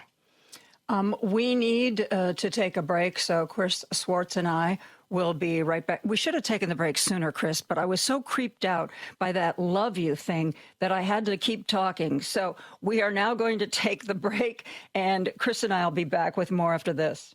Because facts matter. You're listening to WCPT 820. Hey, it's Joan Esposito, and I want to tell you about 120 Life. 120 Life is a drink made with ingredients that will help support a healthy blood pressure. My mom had high blood pressure for much of her adult life, and for many of us, high blood pressure runs in the family. 120 Life is a great tasting fruit and vegetable drink designed to improve blood pressure. Put it to the test for a couple of weeks. Check your blood pressure, see if it works for you. Some people reported results in as little as 2 weeks. And I like 120 Life because it is a fruit drink that isn't sugary sweet. To try it, go online to 120life.com. That's 120life.com. If your high blood pressure doesn't come down in a couple of weeks, you can get a full refund. And you can get a 20% discount. Use the code JOAN, JOAN, for 20% off your order. These statements have not been approved by the Food and Drug Administration. This product is not intended to diagnose, treat, cure, or prevent any disease. Now back to Joan Esposito, live, local, and progressive on WCPT 820. Chris Swartz is here. Chris is the Senior Ethics Counsel with the Democracy Defenders Fund, and they are filing a complaint in a letter to the New York State Bar, which wants Todd Blanche to be investigated, that he has not followed his oath to bear true faith and allegiance to the Constitution. Chris, where does this measure, this filing on your part, where does it stand right now? Yeah, so we filed earlier this week with the New York Grievance Committee and the First Judicial Department, and it is now in their laps. We hope that they will intake a thorough investigation, collect evidence, look into the allegations that are in this complaint, just as they would with any other attorney that is licensed, and take the appropriate steps to discipline Acting Attorney General Blanche. And that's really where it is. And, we have seen a number of state bars step up. We've seen that in the Giuliani case. We've seen it in D.C. with Jeffrey Clark. We've seen it with Chesrow. And so we are hoping that what will happen is that the New York Bar will do its due diligence, assess the allegations, and take appropriate action. And you filed this in New York because that's where Todd Blanche's law license is? That's exactly right. That's correct. Wouldn't you have filed this in Washington, D.C., or I guess when you move to another state, as long as you're working for the feds, maybe you don't have to get relicensed? Because I know a regular lawyer can't just move to California and put out a shingle. They have to take the California bar. But I guess if you're appointed to a federal position, that's not the case? Yeah, that's right. And DC has a rule that allows for people who are barred elsewhere to be able to serve for the federal government in DC without it being qualified as sort of unlicensed practice of law, which itself would be an ethical violation. You mentioned that this is similar to what Rudy Giuliani went through, but didn't those actions against him take place once he was no longer sort of in the Trump orbit, once he no longer had any kind of real serious official position? Is it possible that, that they'll say, well, we can't do this right now because he's head of the DOJ? Ultimately it is in the lap of the New York bar to figure that out. We really hope that is not the case. We filed a complaint in Florida last year, Democracy Defenders Fund and Lawyers Defending American Democracy, along with some really great attorneys, raising complaints about Pam Bondi. That was in about May or so of last year, and they refused to look at that complaint because they claimed that she was what's called a constitutional officer for their purposes. Really, in my mind, kind of a made-up thing to avoid accountability. As soon as she left office, we refiled that complaint because she was no longer any possible constitutional officer. And unfortunately for the American people, we also had to add quite a bit to that complaint and the allegations. So obviously, in between the time that we filed it, there were more allegations dealing with the Epstein Files Transparency Act and the many issues with the Department of Justice. She was, as she has said recently, she delegated the responsibility to. Yeah, I was just going to say, but how can you accuse her of anything to do with Epstein? Because, Chris, you might not have heard this, but she testified before Congress that she just turned that whole Epstein thing over to Todd. She doesn't know what happened. She had nothing to do with it. That was entirely his purview. So I can't even really answer your questions about it, kids, which is, of course, very believable. Yeah, well, but again, one, you have to believe it first, and I'm not sure that we all should, and that's why you need a bar investigation to determine what was done. But two, the bar rules are really intelligent. They're written by lawyers, so they know that somebody's going to look for a loophole, right? One of the things that the bar rules in all states say, and the ABA bar rules say, is that if you're a manager, you're responsible for ethical violations by the people that are below you. And it creates an incentive to take steps to prevent ethical violations by subordinate attorneys and non-attorneys like paralegals. And that applies to the government. And so you can't just say, well, I know this is not going well because I've opened up the newspaper and I can look and no, but that's his problem. It's not my problem.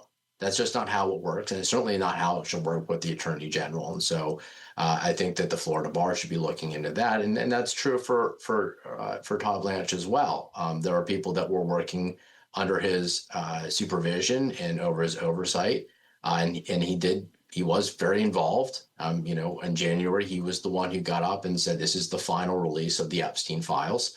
He was at that press conference. The sort of attorney protocol on how to review the files came out on the Office of Deputy Attorney General letterhead. And so those are really, you can't say, well, I was at the top and I just didn't know for both of them. So we've asked both of their respective bars to look into that. When you say you've asked both of the respective bars, who are the people that actually look this stuff over? I mean, are they appointed? And if so, by whom? Is it do they run to be on this board? Are they voted in? How does that happen? Yeah, so each jurisdiction's a little bit different. Generally, there is an intake process where they assign something to the equivalent of a line attorney to look into it. And then it will go to generally somebody that's considered to be like a referee that will take an independent look and make a recommendation that then will go to the full board for a full recommendation. And ultimately, all this comes under the responsibility of the state Supreme Court and in any given jurisdiction. So ultimately, that's how it ends up working, and it's all really housed within, in many cases, really in the judiciary. And so many of these people are career appointees. Some of them may be political, and obviously that may play into the way that they approach some of these issues. So that's sort of in a nutshell. It depends on the jurisdiction. Chris, we probably should have started with this because one of the things that I like people to do is make sure the audience understands who they represent and what the organization is. So talk to this audience about Democracy Defenders, if you would. Absolutely. So Democracy Defenders Fund is an organization that was, and we're actually relatively new, set up in just the last couple of years. But we were set up to promote democracy, fight against corruption, and secure elections. And our goal really falls across all those three categories. We work on anti-corruption work, including writing bar complaints, but following up on ethical and unethical conduct. We bring lawsuits to protect democracy. We've been in a number of cases that are recently highlighted. We represent Representative Beatty in the Kennedy Center case. We represent Lisa Cook in the Lisa Cook case that's sitting before the Supreme Court right now. We represent plaintiffs in the birthright cases. And so we have a number of cases throughout the country where we're attempting to protect people's rights, to push against authoritarian trends, and to fight corruption. And so that's really Democracy Defenders Fund in a nutshell. But I'm more than happy to answer more specifics, of course. Well, I have a kind of a, maybe it's a little silly specific, but will you guys go back to court to try to get the tarp down in front of the Kennedy Center, the tarp that no one seems to have the authority to bring down, so that we can all see that Donald Trump's name is gone from the front of the building? They don't seem willing to do it on their own. I mean, will you guys need to go back to court to fight that? Yeah, absolutely. Absolutely. And it seems clear that they put that tarp up there because, and you know, my opinion is to protect Donald Trump's ego. Mm-hmm. It's very. At first I thought, well, you know, because it was his birthday weekend, and I thought, okay, well, they're leaving the tarp up because they don't want to humiliate him on his birthday. And then I thought after that it would very quietly come down, but it has not. And I was speculating. I said, you know what, I'm kind of curious why people don't just tear it down. And apparently there is security there. So, yeah, I want to see that tarp down. Can you make that happen, Chris? Yeah. Well, I'll tell you, our lawyers here are working very hard to protect John F. Kennedy's legacy and to protect the JFK monument and try to keep it running. It is supposed to be a living monument to JFK. Congress did not authorize it to be shared with anyone else. And that's why we've been in court trying to vindicate the rights of the board and vindicate the rights of and really the legacy of JFK. You also said something about one of the things that you're paying attention to is the safety of elections. What, if anything, can be done to make sure these midterms are safe? Yeah, so we are working across the board with a coalition of some of the greatest election experts and election attorneys to set up steps to safeguard against infringement in these cases.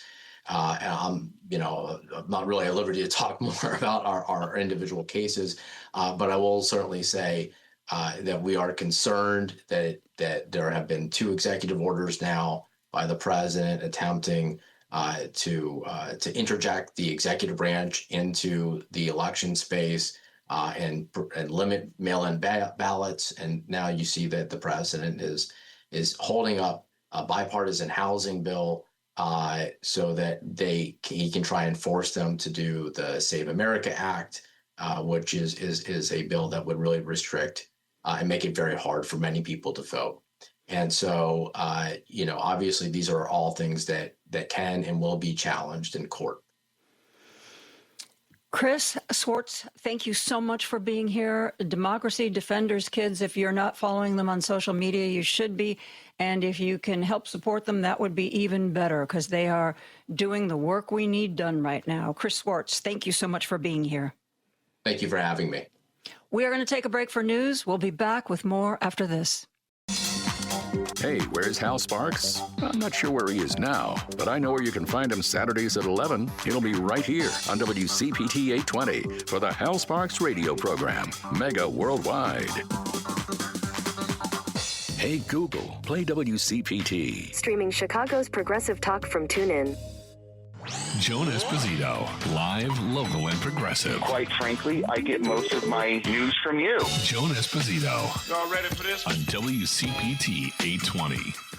You know, once a month, Rebecca Ford, Scott Duff, and I get together to talk about entertainments, things that we have, cultural events, plays, movies, television shows.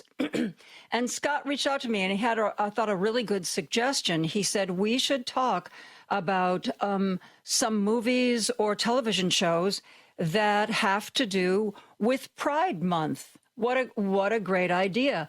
And there is a movie, oddly enough, based on a music video. Lady B, play that now.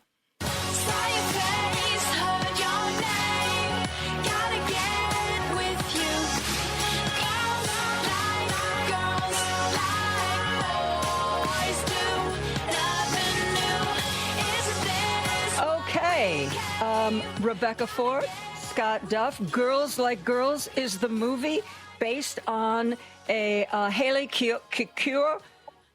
Oh, wait a minute. Yoko. There you go. Kyoko. Thank you. Kyoko. Haley Kiyoko music video. Girls Like Girls is the song. Girls like boys do. It's nothing new. That is one of my contributions of a movie to do with Pride Month. The other is Leviticus. Scott, have you heard of that? I have heard of it. It is a horror movie that it also has to do with gay men. Yes, I have not seen it. I know it's I heard something about it. I was listening to the radio, and they were going through an interview with him. I believe he's an Australian filmmaker who did this. Is this right? I don't know. These suggestions were given to me by somebody who knows the community much better than I do. Okay. Yes, I do know it is a new movie. It's in theaters right now. This is the little that I know about it. It's about two young kids, teenagers who start up a friendship, and then there is a something stronger develops between the two of them.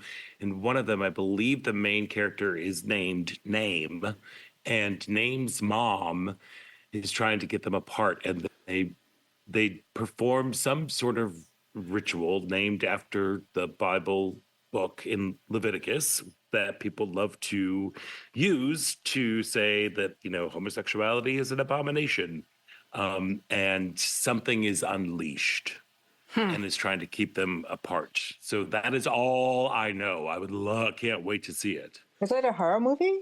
That's what I was told. Yeah, it's kind of, I think it's it's a horror movie, but used more like an allegory for I would assume, the horrors of Christian nationalism and homophobia in that sort of way, I think. But that's all I know.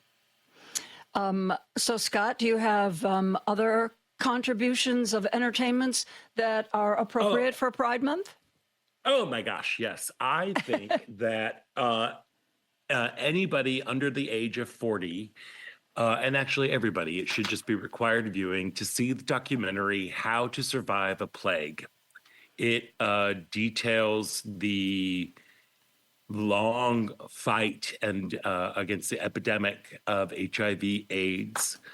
It shows the exact battles that took place, what activists and community members had to endure from the government, the steps that, again, the community and the activists took in order to get people to listen when millions of people were dying and nobody said anything.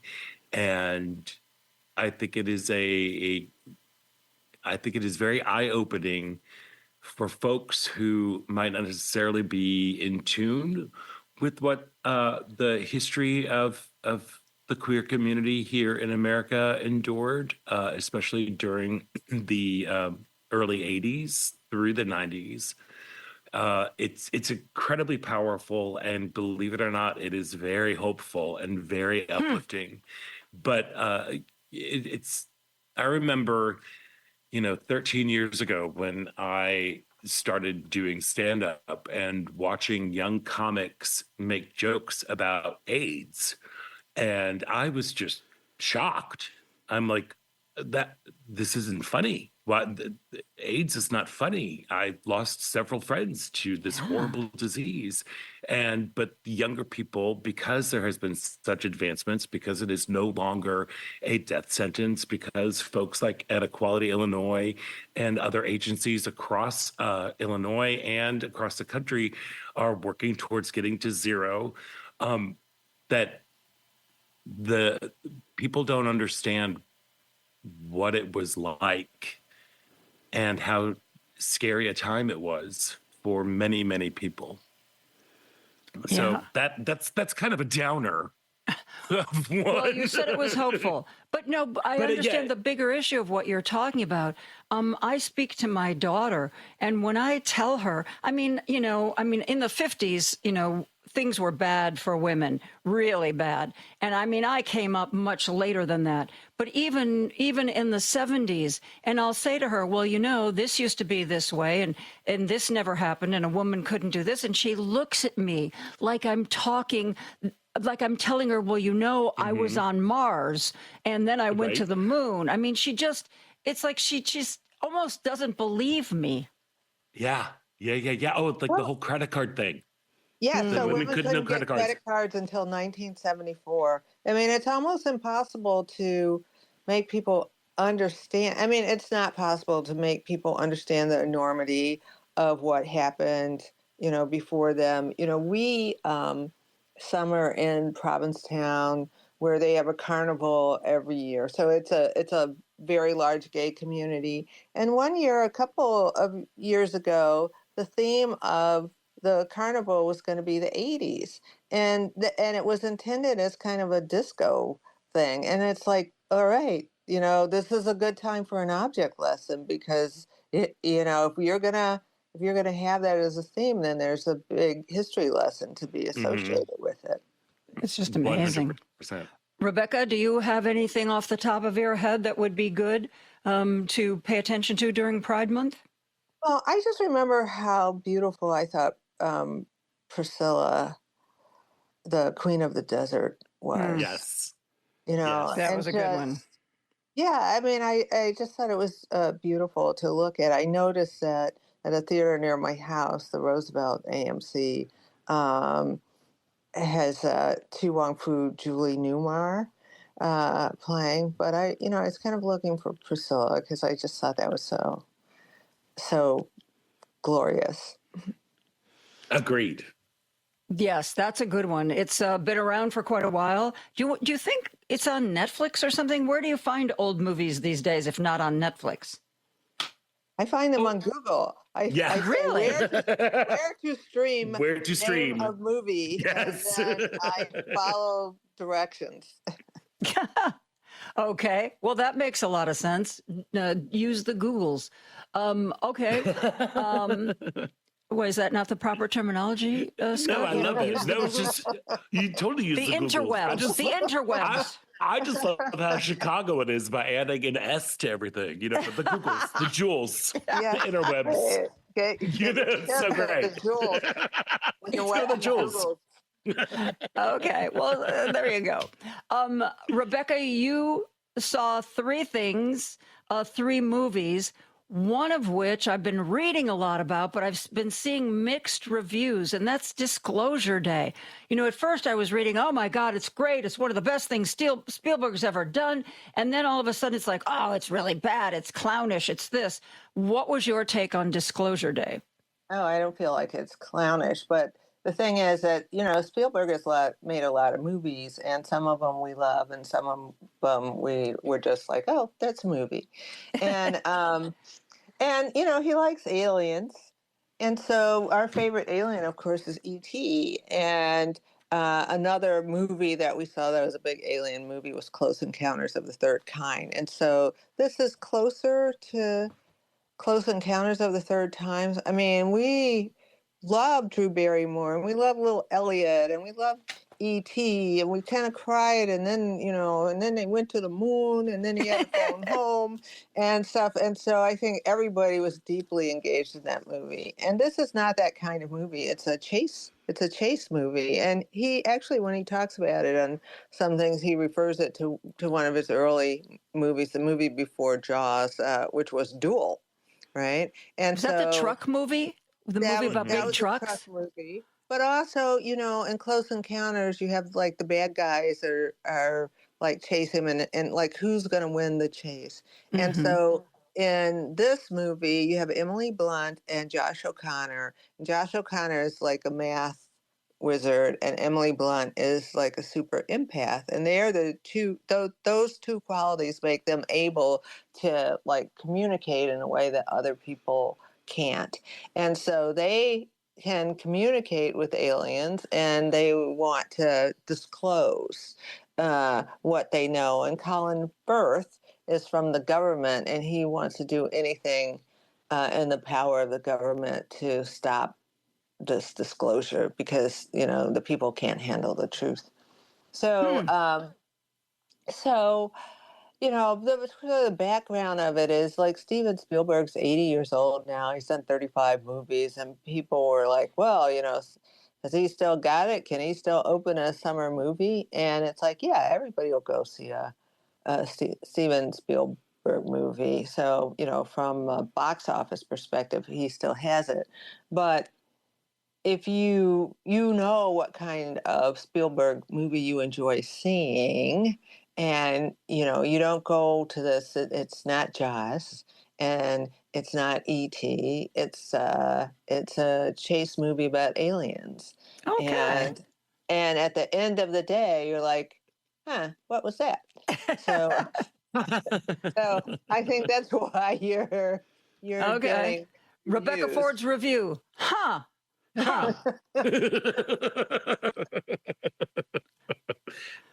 Yeah, that's the ticket. Well, it's, you know, it's no Toy Story, that's for sure. I haven't seen that one either, but I've been reading that it's the best Toy Story ever. Well, I thought might be another coming our way. Well, I saw Toy Story 5, and I don't know whether it was the best one ever, but when I was sitting there, when I was sitting there, it's like, you know, I wonder how children engage with this, because the messaging that was being sent to adults was, you know, pretty direct. And so this movie introduces devices. So I don't remember like how long ago it's been since Toy Story 4, but they certainly didn't have iPads in that movie. And so in this movie, Bonnie, the kid who I think she was in Toy Story 4, gets a device called a lily pad.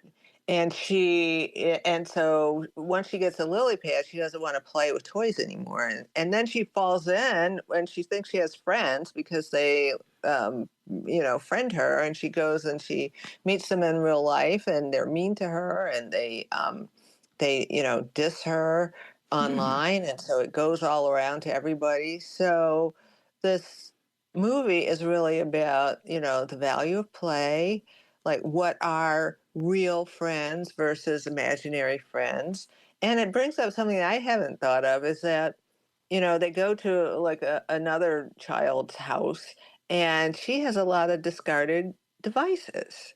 And so just as in the early Toy Story movies, like Woody, you know, was discarded for Buzz Lightyear, these are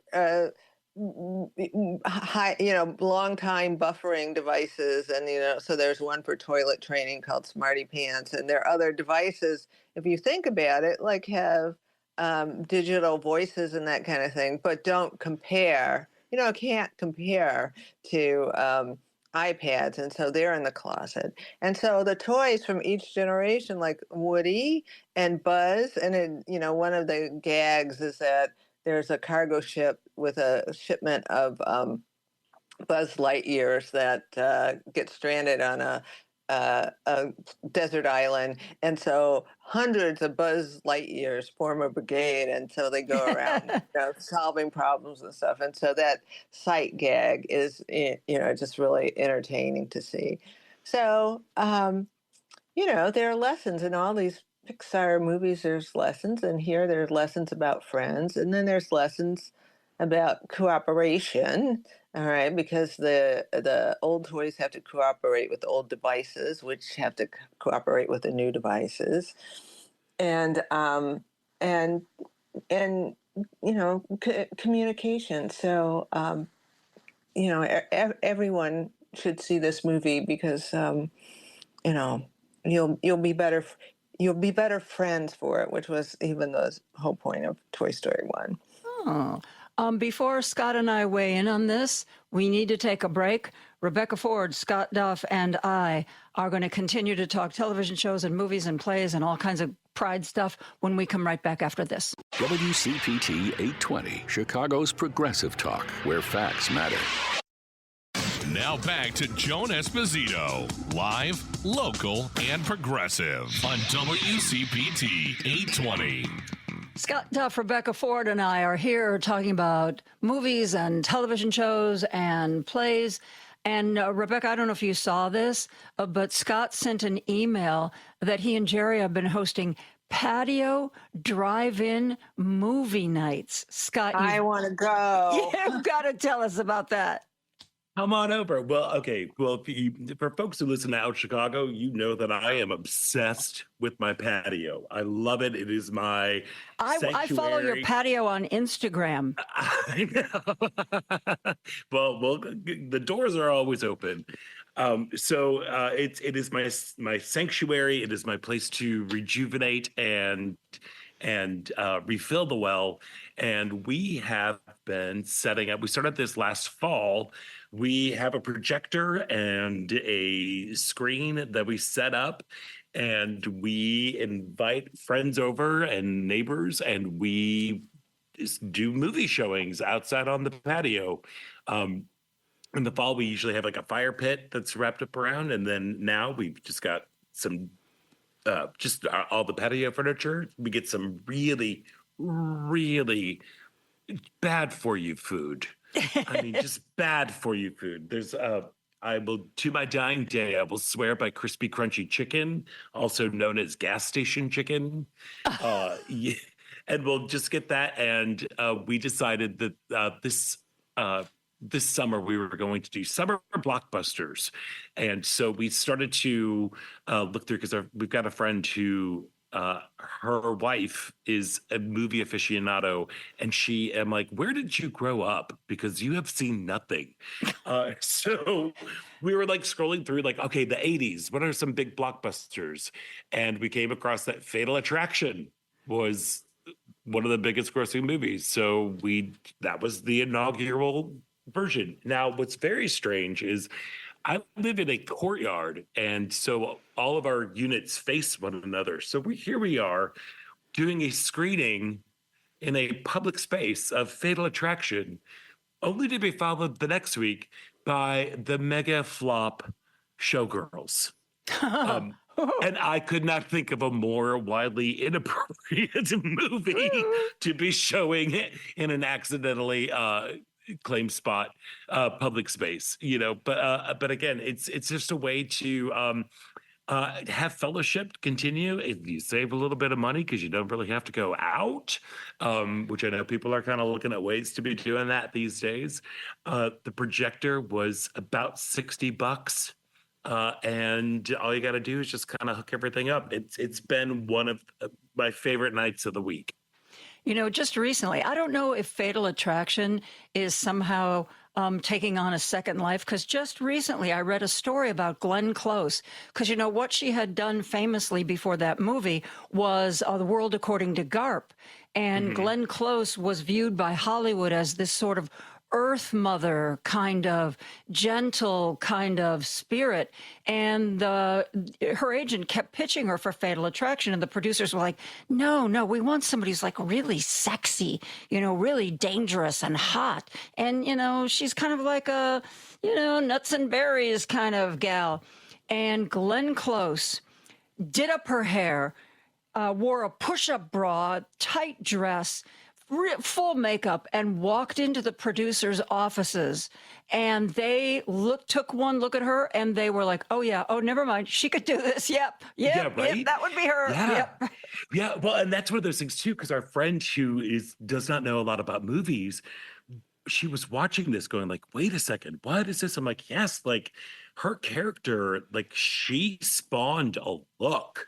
Like people like permed their hair. There were those like almost that knit jersey kind of dresses that kind of came out afterwards. She really inspired like a look, for lack of a better word, for women in the late 80s. And it was, and while also portraying this character, I know she's also been, because when the movie came out, it was very much about like, this lady is crazy. She's a crazy woman.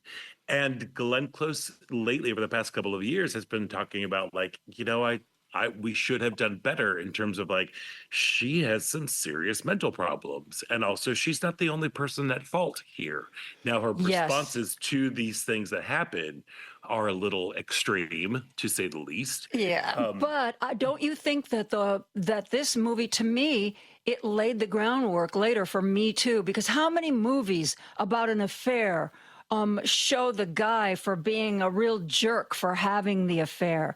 I don't remember a lot of that. And yeah, she was crazy. The boiling bunny, that's bad. That's bad, very bad. But you know, he brought it all on himself, that Michael Douglas guy. Agreed. Okay, this segue is just too much for me now. All right. So I have to talk about the movie Obsession.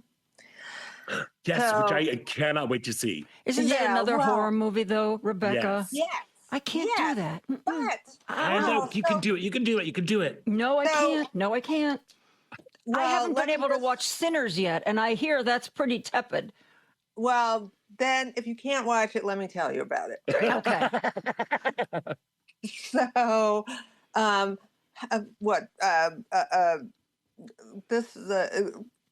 Fatal Attraction was 40 years ago, right? And so I am talking now about filmmakers who are 20 years old and, 26 years old. So they're looking at, Fatal Attraction the same way that I look at, black and white Ingrid Bergman movies. I'm sorry, Rebecca, as a professional host, I've lost control of the time. So we're going to come back to that. So hold that thought, Rebecca. Write it down if you have to, because we need to take a break. And we are Rebecca Ford, Scott Duff, and I are going to continue this discussion in just a couple of minutes.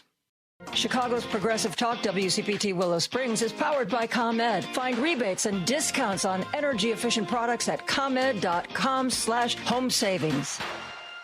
Don't turn that dial. Joan Esposito, live, local, and progressive, returns right now. A fair balance where the facts come out. On WCPT 820. And before we get back to our regularly scheduled programming, you heard on CNBC that Iran violated the ceasefire. We have also now conducted strikes against Iran, apparently in retaliation for that. So there you have it. Everything, you are now up to date. Let's go back to Scott Duff and Rebecca Ford.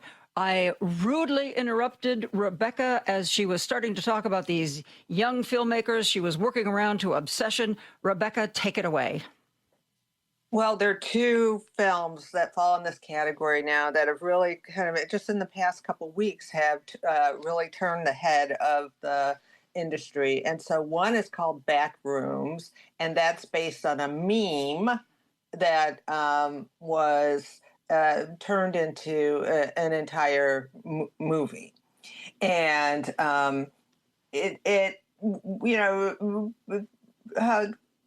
production companies start trolling YouTube for ideas. And so this one was purchased for just under 10 million, and it's made over 300 million.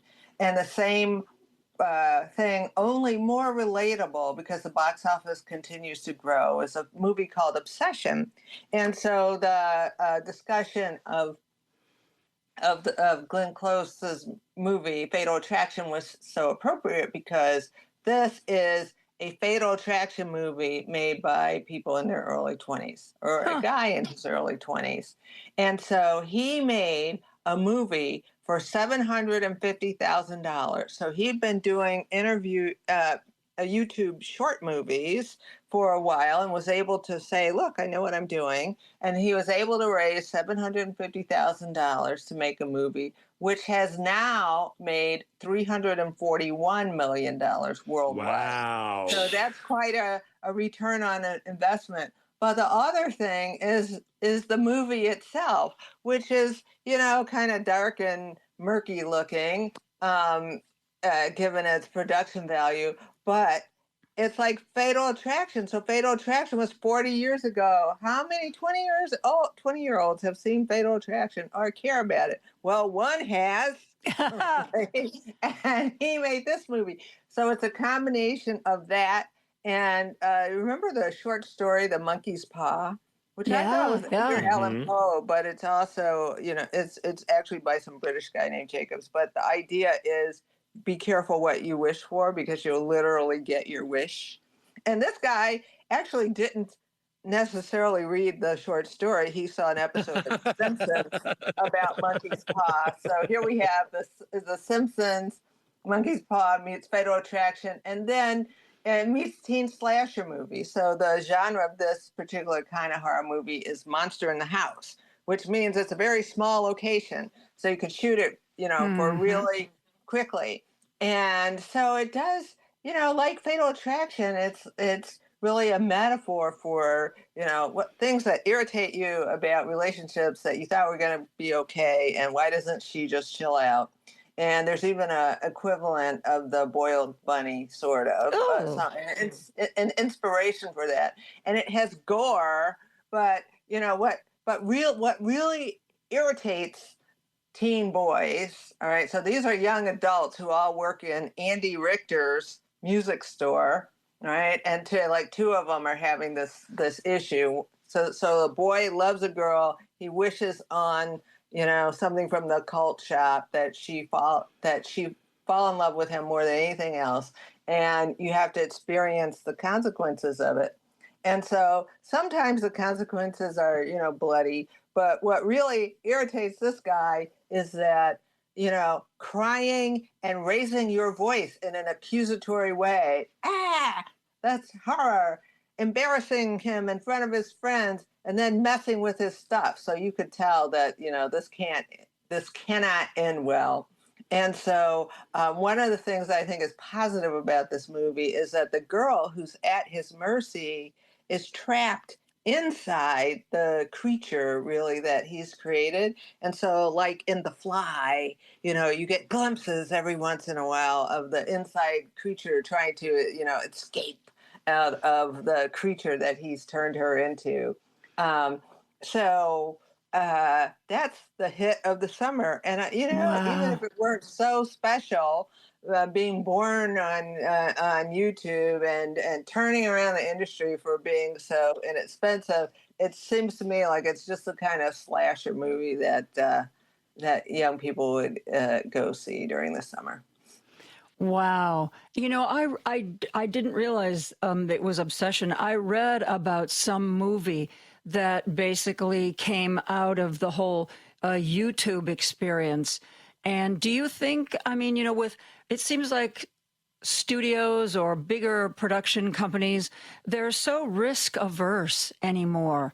It seems that nobody wants to take a chance on anything original. And so they want to just keep remaking things that have a proven track record. Maybe people who want to do original stuff are going to end up on YouTube. What do you guys think? Well, they are on YouTube, and these are original. So there's not just this one. There's also the one called Back Rooms that started with a meme on YouTube that was just about these. It wasn't about anything really. That showed these sort of creepy, empty rooms, and then it turned into something called. Is it crazy pasta or creepy pasta, where people would take the meme and then they would add to the meme and it would grow on 4chan and Reddit and stuff. So with the Back Rooms, they went to the 20-year-old who created this meme and said, here's some money, make a movie out of it.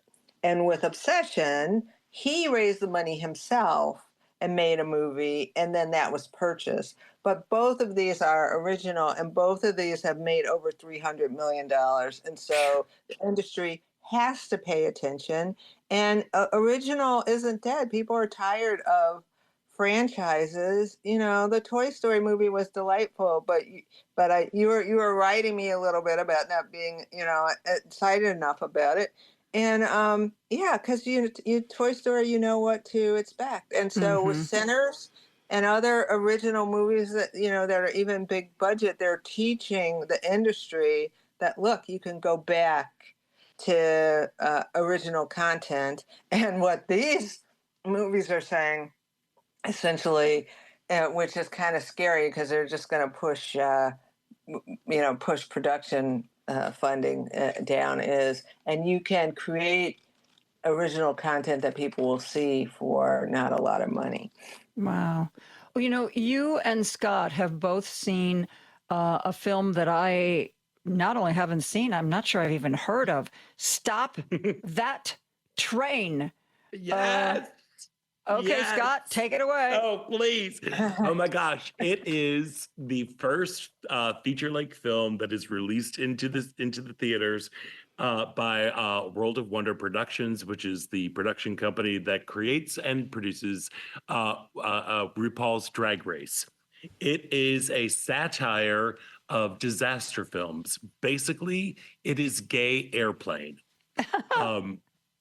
It is the story of two best friends who are, I guess, train attendants, the equivalent of a flight attendant on a train, who just want to do better for their lives. And they ended up being on Glamazonia trains as train attendants. And the train is out of control, and worse, it can't stop.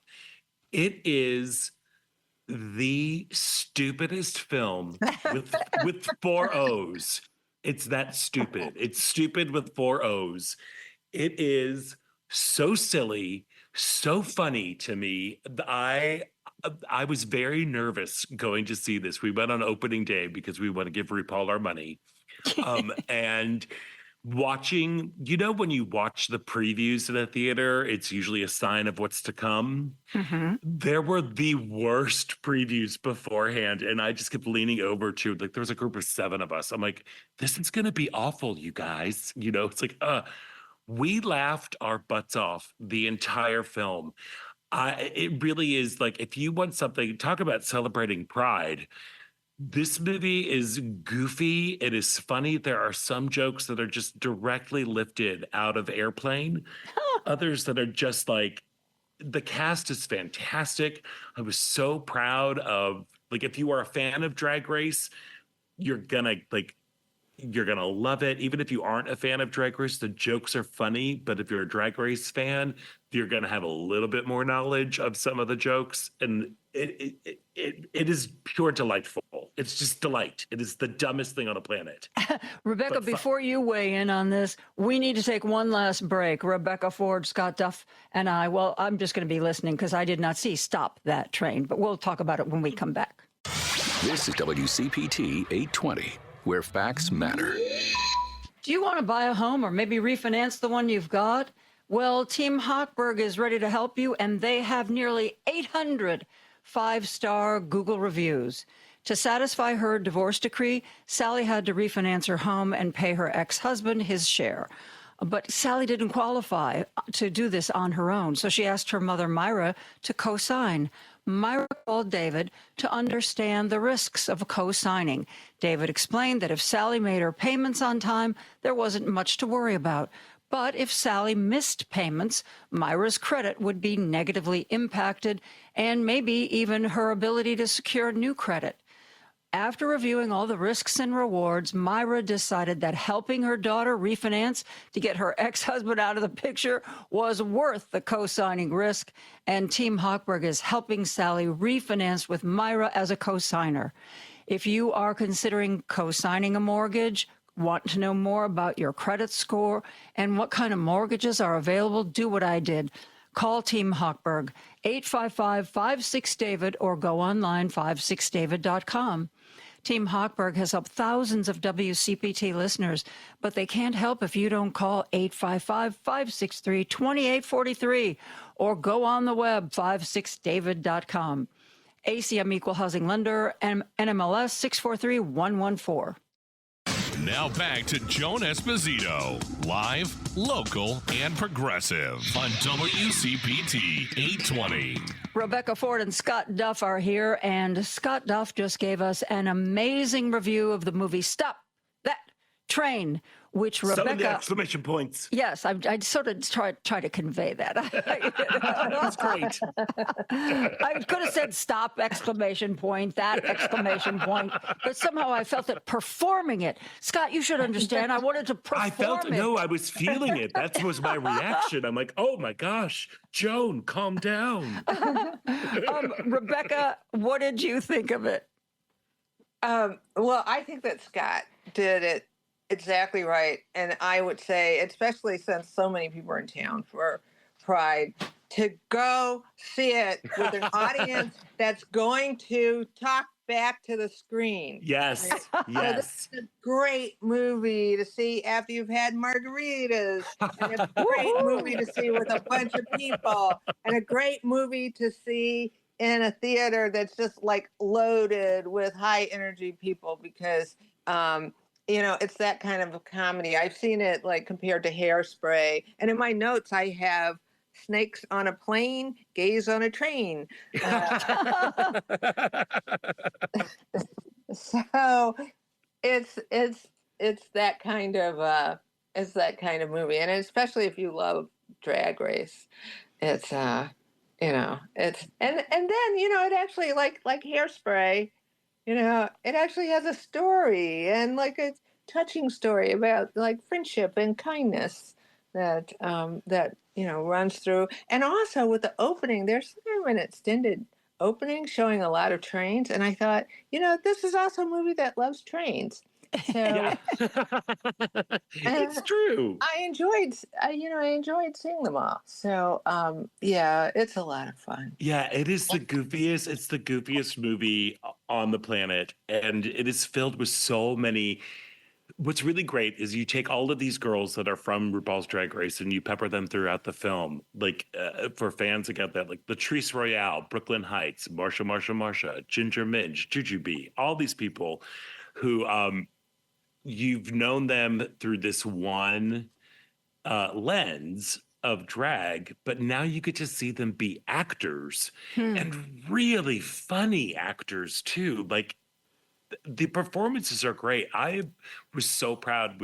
I've been lucky enough to have Ginger Minj on my show a couple of times, and she and Jujubee carried this movie. Their relationship, as Rebecca was saying, is at the heart of it. It's about friendship. It's about a genuine affinity for each other and how they're going to stop that train. So there's a running gag in it that I love, and it would be a spoiler, except that it's in the trailer.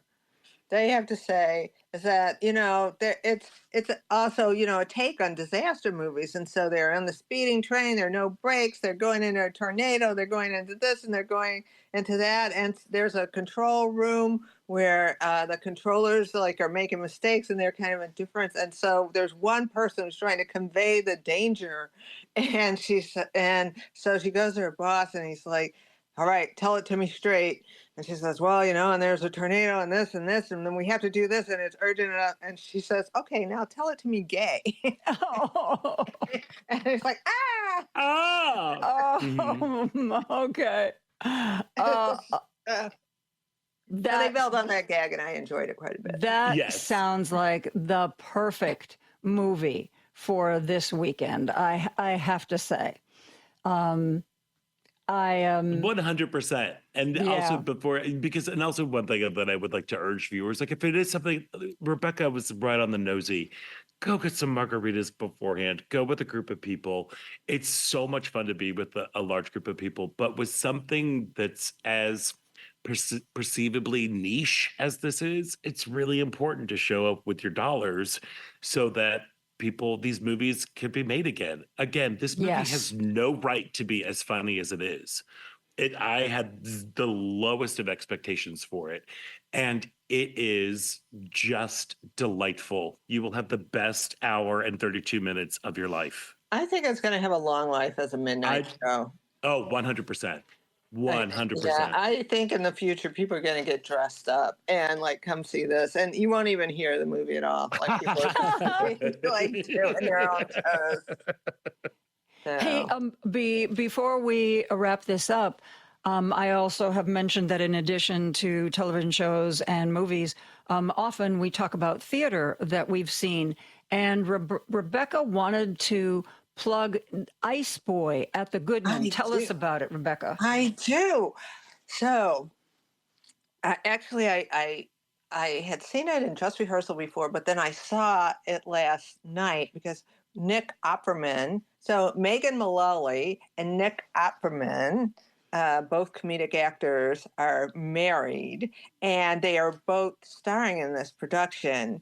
And it's so, in a way, it's like if Stop That Train were grown up. It's kooky, as you can imagine, with Megan Mullally, with very high production values. And so the story behind it is that there's a actress from the 30s who purchased a man or boy who has been encased in, it's actually a young man who has been encased in ice, right? And so she's going to rescue this ice boy, and it turns out that he becomes more popular than she is, and she becomes jealous of him. And so there's a lot of upstaging to be done.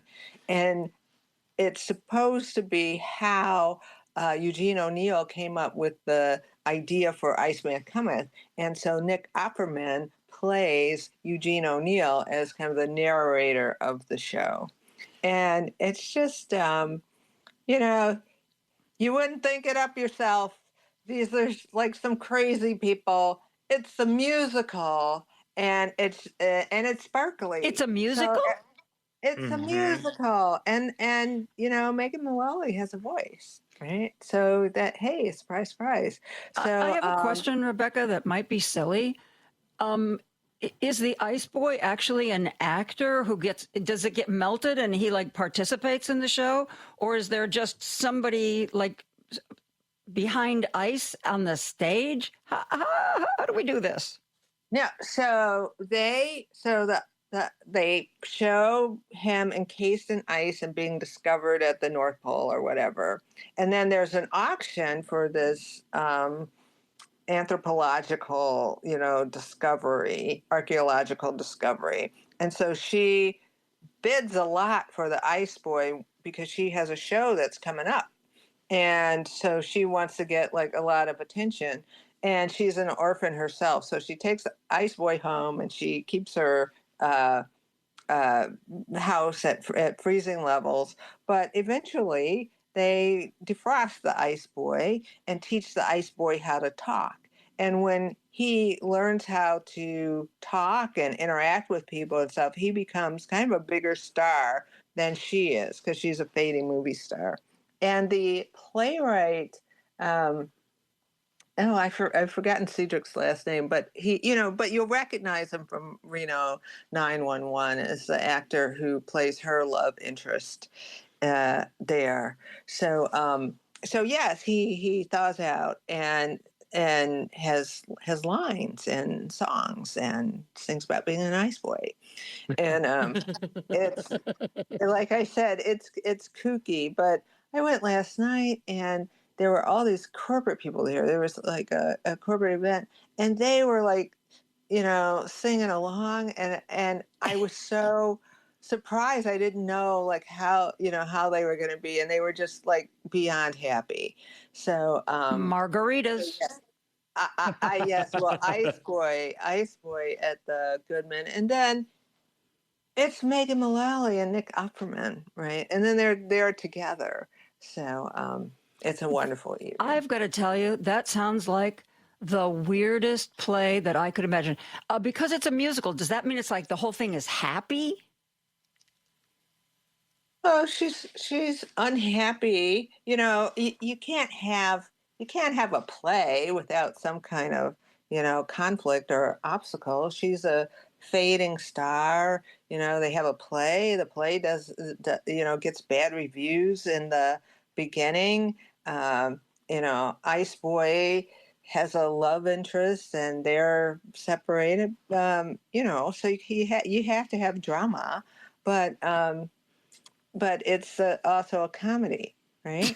So just as we were talking about, Stop That Train, it's funny, right? And the situation is crazy, right? And so there's a lot of opportunity there for things to go awry in a comedic way.